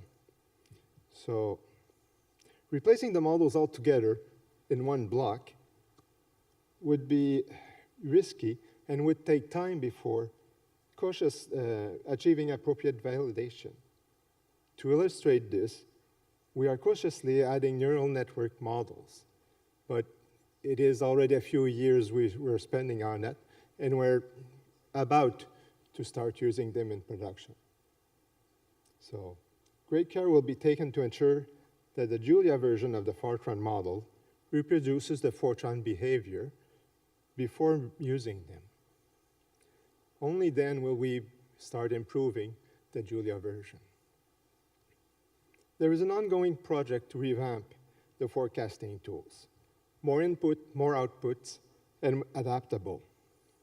One of the incentives being the energy transition, with the advent of electric cars, personal electric production, and home automation, including controlling electric consumption during peak hours. At the moment, it's a flat rate cost for users, for customers, but maybe there's some incentive though, some plans, where you have reduction if you lower your consumption during peak hours, which is usually in winter.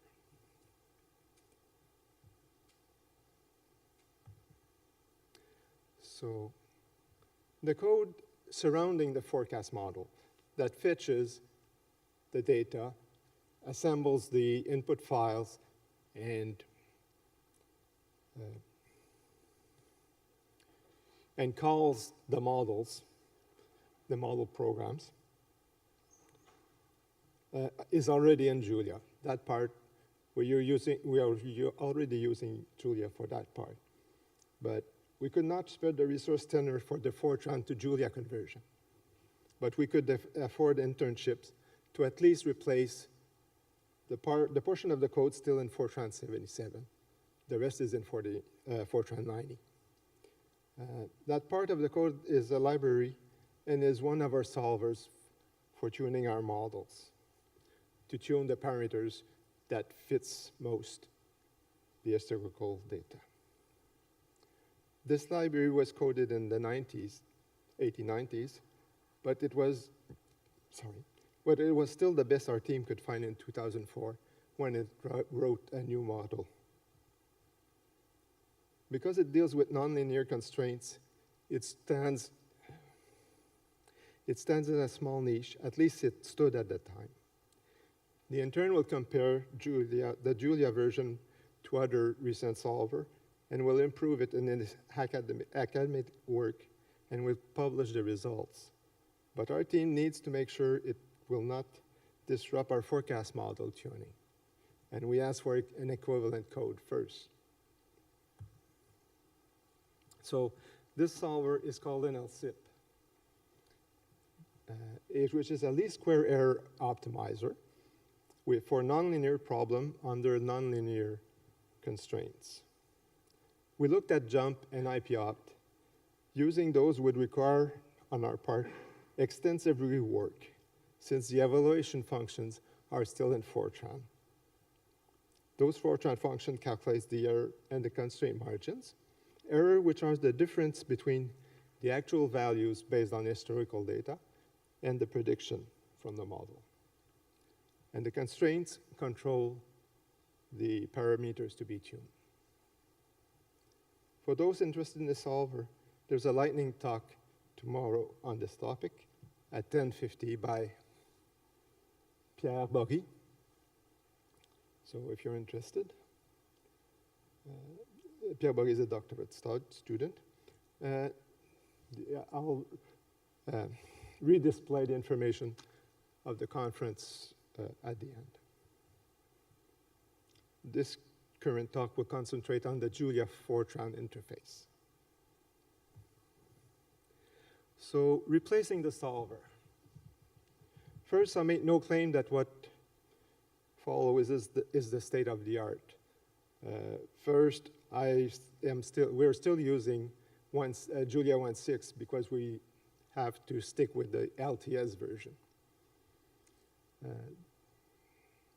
I saw other examples on the web, but none went as deep as I need. You'll see later, but there are several layers of calls. And this is why I decided to share my findings, and hope it could help others. If by chance you have improvements or suggestions, I'll be glad to read or hear about them. So don't hesitate to contact me, and I'll publish my email at the end. So replacing the solver. The modeling program covers calculating the forecast, tuning the model, and other services. So daily it is used in the system to forecast the next day, the next few days, to make sure that the plans are okay.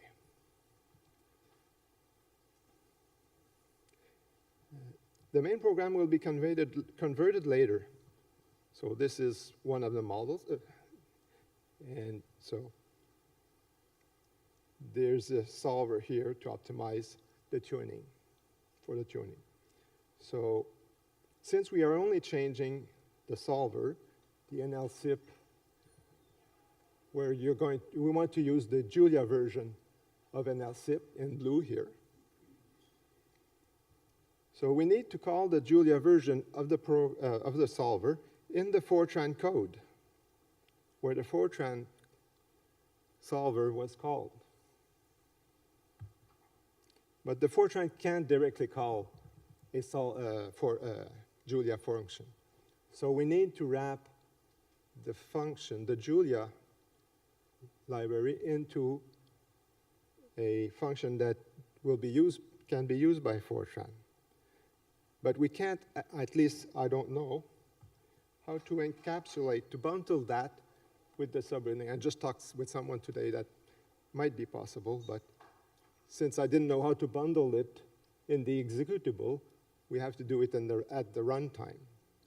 So we made the program into a subroutine, and then the subroutine can receive and call the Julia version.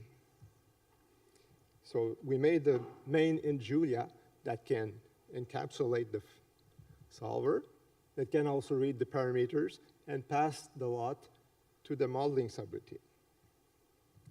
But you see those red arrows here? There's a little problem, because the Julia version was written with the intent of being published to the Julia community. And the convention for the parameters are different. In Fortran, you need to pass the dimension of your arrays, whereas in Julia, you just pass the arrays. So we need to take the Fortran error function. We wrapped it into a Julia routine that receives the Julia arguments, deconstruct them, and calls the Fortran routine. And then we need to wrap it so that the Fortran can receive it and pass it to the solver. So we could have modified the Fortran code to cope with the difference of arguments, but it was better, we found it better just to keep it away from the Fortran routine, and that the Fortran subroutine didn't have to cope with the different version. It would just use it, whichever one we passed. And that modeling routine now simply needs to pass the function back to the solver it receives, either the Fortran or the Julia one, depending on what is passed. So it seems to reduce the risk. Instead of changing the parameters in the modeling routine, doing this makes it isolated the problem and also allows a simpler to provide either version, decide which one we want to pass, to compare them to make sure that the Julia version reproduces the Fortran one. Now let's take a step back. Okay, so we started with a main modeling program. We modified it into a subroutine. We wrapped the modeling subroutine in the Julia main. The evaluation functions can be passed together with the solver. Here we pass the Julia version, but we can choose which set we want, so we could choose also the Fortran set. We also made a main Fortran program calling the new subroutine. This addition allows nice comparison testing, and let's detail the different possible tests. First, we can compare the original main, the original program, to the one with the core of it factored in subroutine to make sure that the refactoring was successful. Then we can compare the Fortran main with the Julia main, same solver, to see if the interface was properly set.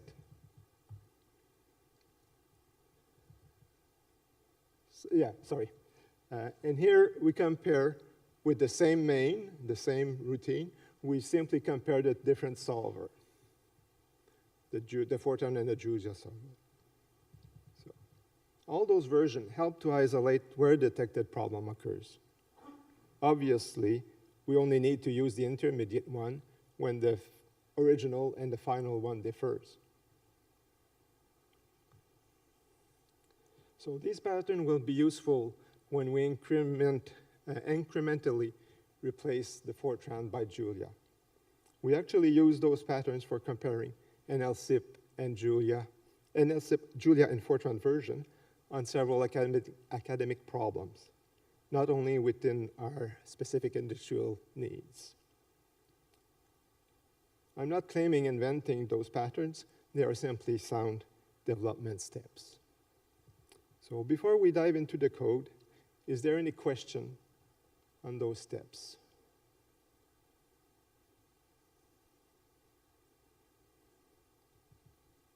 So let's go. Replacing the solver, the tools. So before showing code extracts, I'll present the tools I used as the Julia Fortran interface. First, the ccall function, which can also be a macro, but I recently learned about the macro, so I use the ccall. Ccall allows calling code available in shared libraries. The type of the arguments and the return value must be given to Julia to prepare the call. My example shows the function ccall instead of the macro at ccall. And look here, you provide a return type, then the list of argument types, and then you have the list of arguments, and you have to make sure that they align. Whereas in the macro call, you provide the value and the argument type just after. So it seemed more friendly.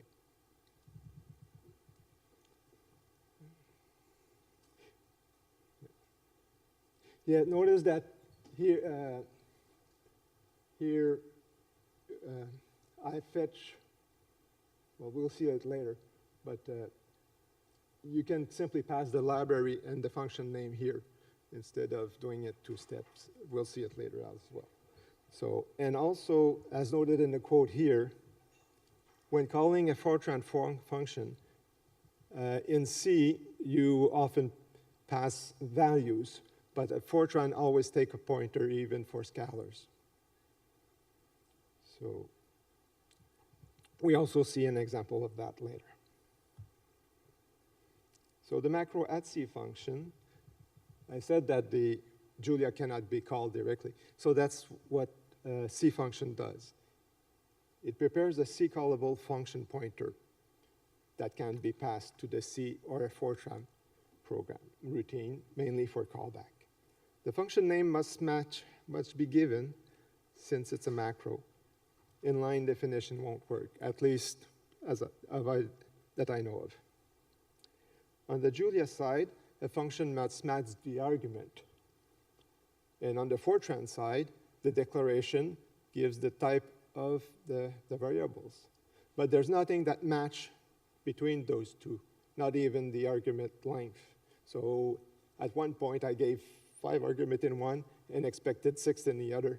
And I didn't know what was going on, but it didn't work.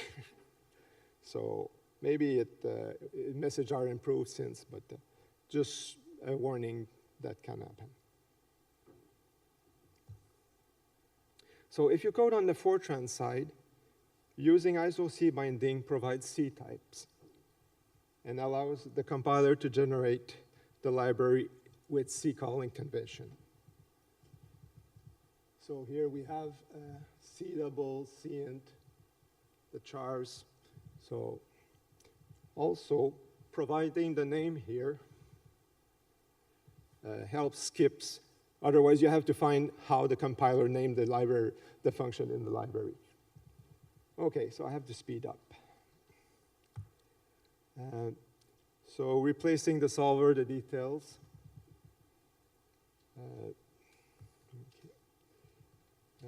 Just an example here of calling C function. And for arrays, I use PTRs. And for scalars, I use ref, so the address is passed.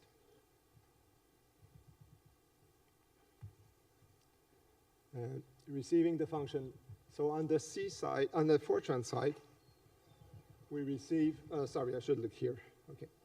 So on the C side, we receive the pointer, which we declared, the type pointer, and then we convert that with a CF proc pointer to a pointer of a given signature.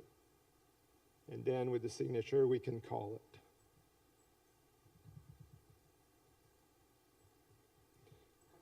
Calling the Fortran subroutine using ccall. So we pass, this is, first we fetch the library, then we get the subroutine, and then we pass the type and the list of arguments.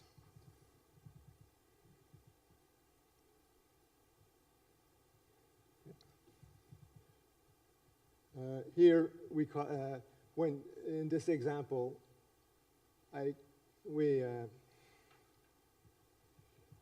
to pass the solver function, we need to cast the pointer to the function. And sorry, I'm going to. Here we adapt an evaluation function. Right. So we have the Fortran subroutine, which is called, and we receive the Julia arguments, and then we simply provide the length of the arrays.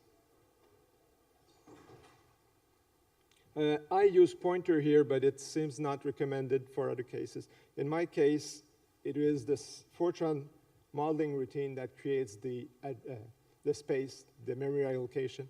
So there's no concern about garbage collection. But if it's a Julia object, you better let the Julia create the pointers and pass the information. And providing the function, the need passing the evaluation function is the same as passing the solver. So, yes, and also I said we could choose between the Fortran and the Julia, so I used a simple ternary conditional expression to choose which variables to pick. In conclusion, well, we found that Julia can incrementally replace the Fortran. In our situation, we can minimize the risks by converting smaller piece of code at one time and ensure that the converted code behave the same as the original. Any questions?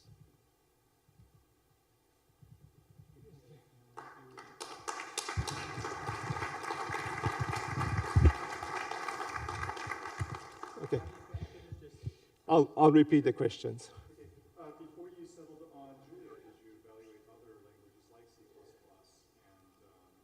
having made as much progress as you did, do you have second thoughts? Would you have considered other languages, or are you happy to Okay. When I joined the team, the decision was already made. But I joined knowing that decision and was happy to to jump in. So, and I have no regrets. I believe Julia is fine for that. Thank you. This question first.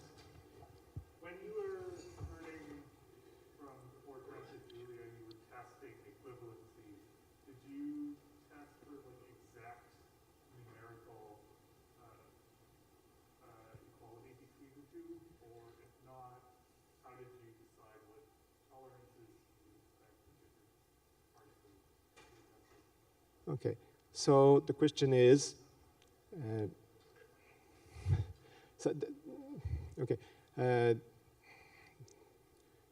how did we compare both, and what about the numerical precision? How close did we get? Okay, so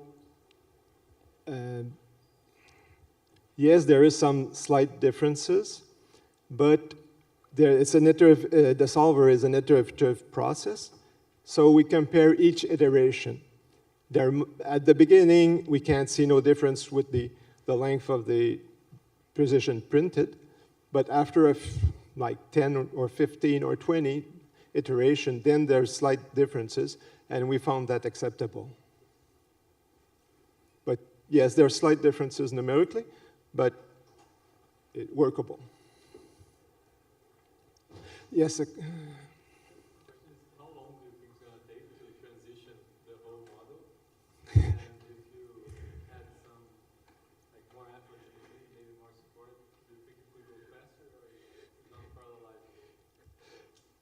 It is parallelizable.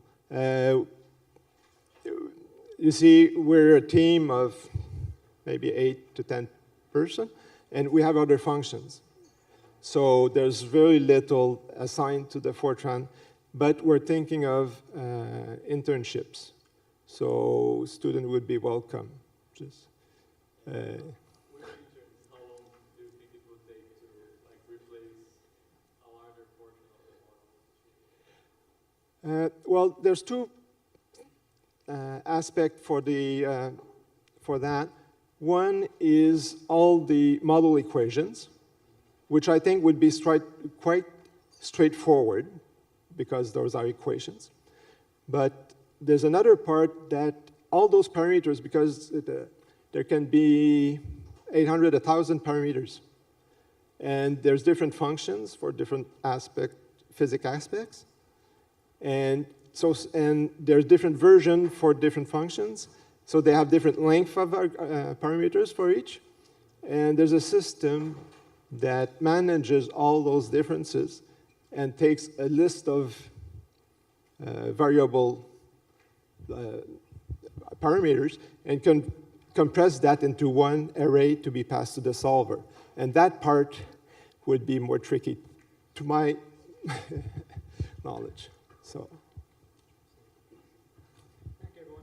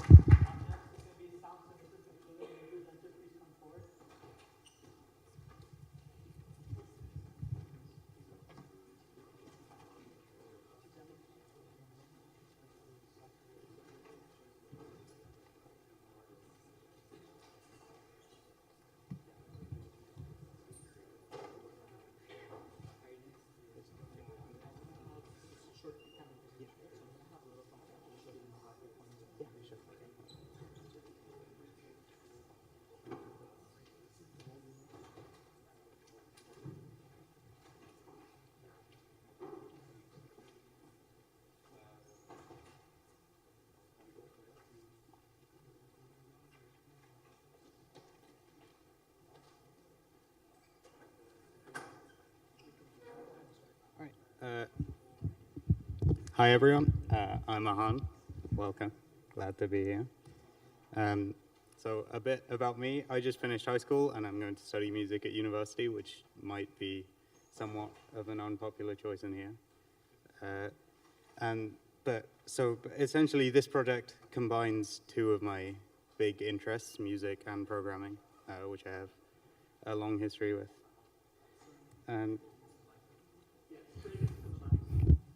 Yeah, is this better? Okay. So essentially the aim of this project is to take music software, which at the moment is basically just written in C and C++, and write it in Julia, because obviously the issue with C and C++ is it's a lot more difficult for beginners to write. Julia, being a high-level language, breaks down a lot of the barriers. The one issue that we have, obviously, is that there's large frameworks in C and C++ for writing code like this. So this is really starting from scratch entirely. And because of that, the first thing we have to do is implement all of the most basic things. But then also, Julia is good at a lot of things that are unique to it. And from that, we can leverage those methods and create something new. One important thing to note is this is not close to being production ready, but hopefully in the future will be something quite interesting. So the first thing is to create oscillators. As all of you know, sine waves are the only components of all sounds, all waves. So a sine wave, you can't hear it, but there is a sine wave playing. The problem with a sine wave, as you can see, there's one line. It only has one frequency playing at this. That, by definition, a sine wave is one frequency. So to increase our sonic palette, what we do is we take harmonics of the root fundamental, and so for a square wave, this is a square wave. It sounds like nothing. If we take every odd harmonic, so first the fundamental, third, fifth, and so on, in a reciprocal pattern, you get a square shape. And then for a sawtooth wave, you get every harmonic in an inverse pattern. So there's also another common shape, which is an inverse saw, which is essentially just a phase inversion of a sawtooth wave. So it doesn't need a specific oscillator for it.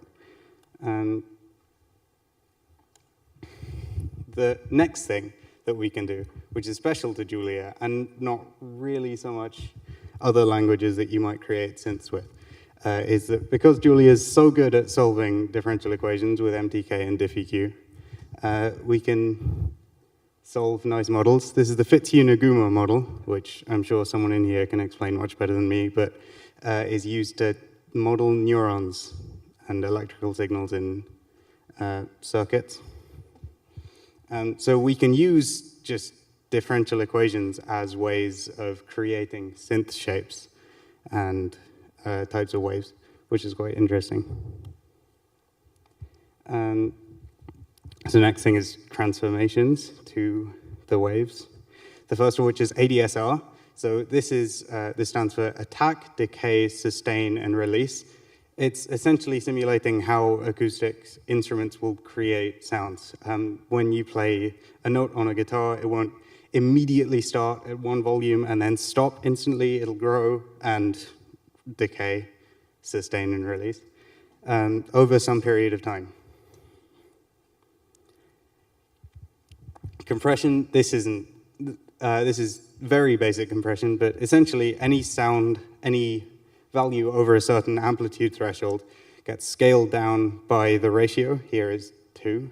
So anything above that will just get clipped slightly.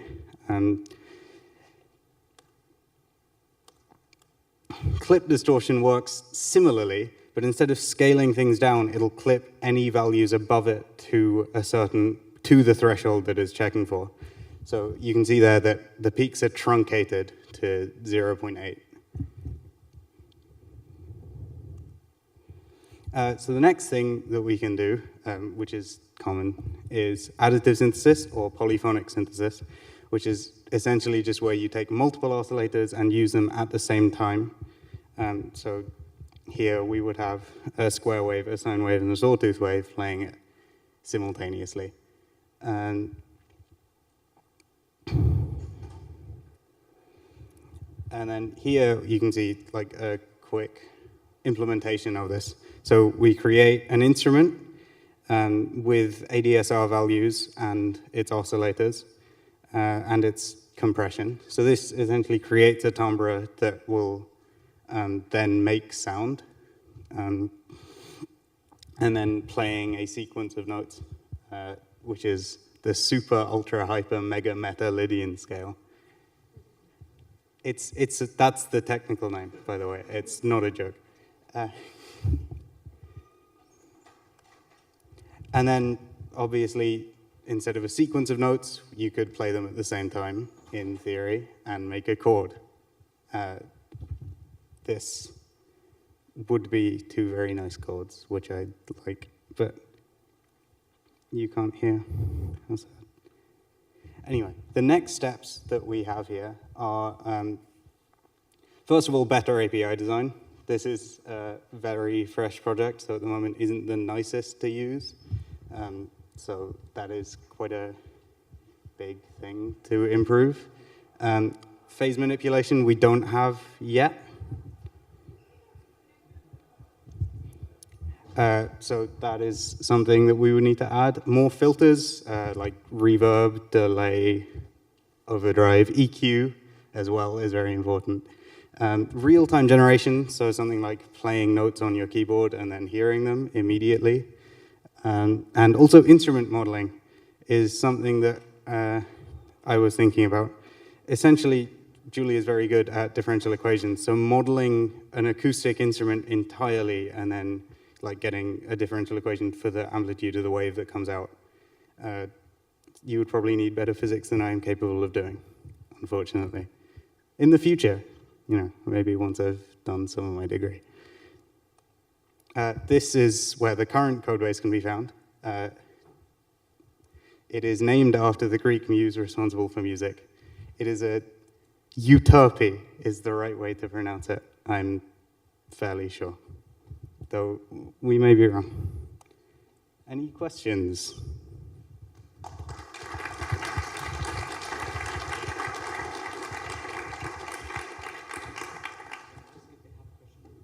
Yeah, sure. Do you have any problems with the garbage collector when you're playing up with the garbage collector heat? Right. The question was, did we have any problems with the garbage collector while playing? I don't think we did, no. Because at the moment, we're not really playing anything long, and it's not like real time. So we give it a sequence of notes, like as a string, and then it plays it when we say play, but it's not really doing anything very fast. Yes?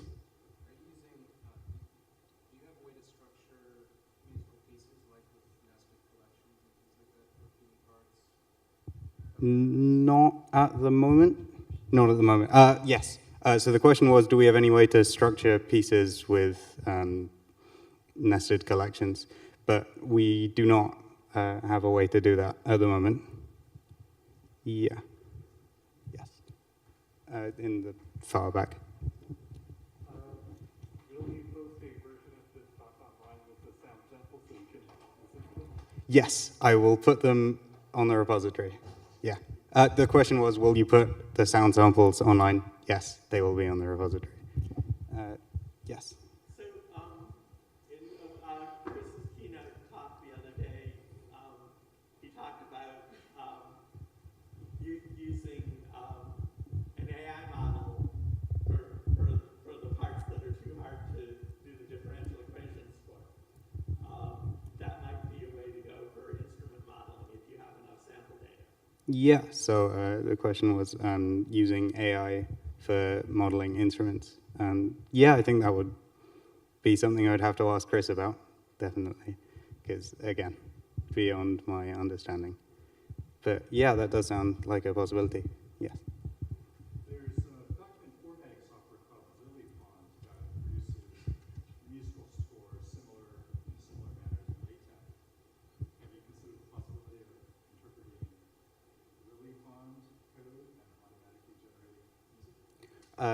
The question was using LilyPond code to generate music. I haven't heard of it before now, but I have thought like MIDI is the standard for sequencing, which is a plan on generating like a sound wave within a synth from that.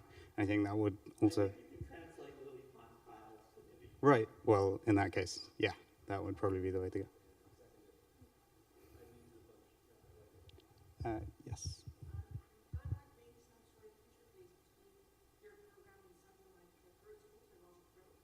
Yeah, so the eventual plan, oh, yes, the question is, have you thought about creating an interface between this and something like Pro Tools or Logic? So Pro Tools at least uses a wrapper called VSTs, I'm sure you've heard of. The eventual plan is to create like a wrapper for VSTs in Julia, because at the moment it's kind of hard to do, not in C++. And yeah, so we would have to wrap it in Julia first and then do that. That is a planned thing, yeah.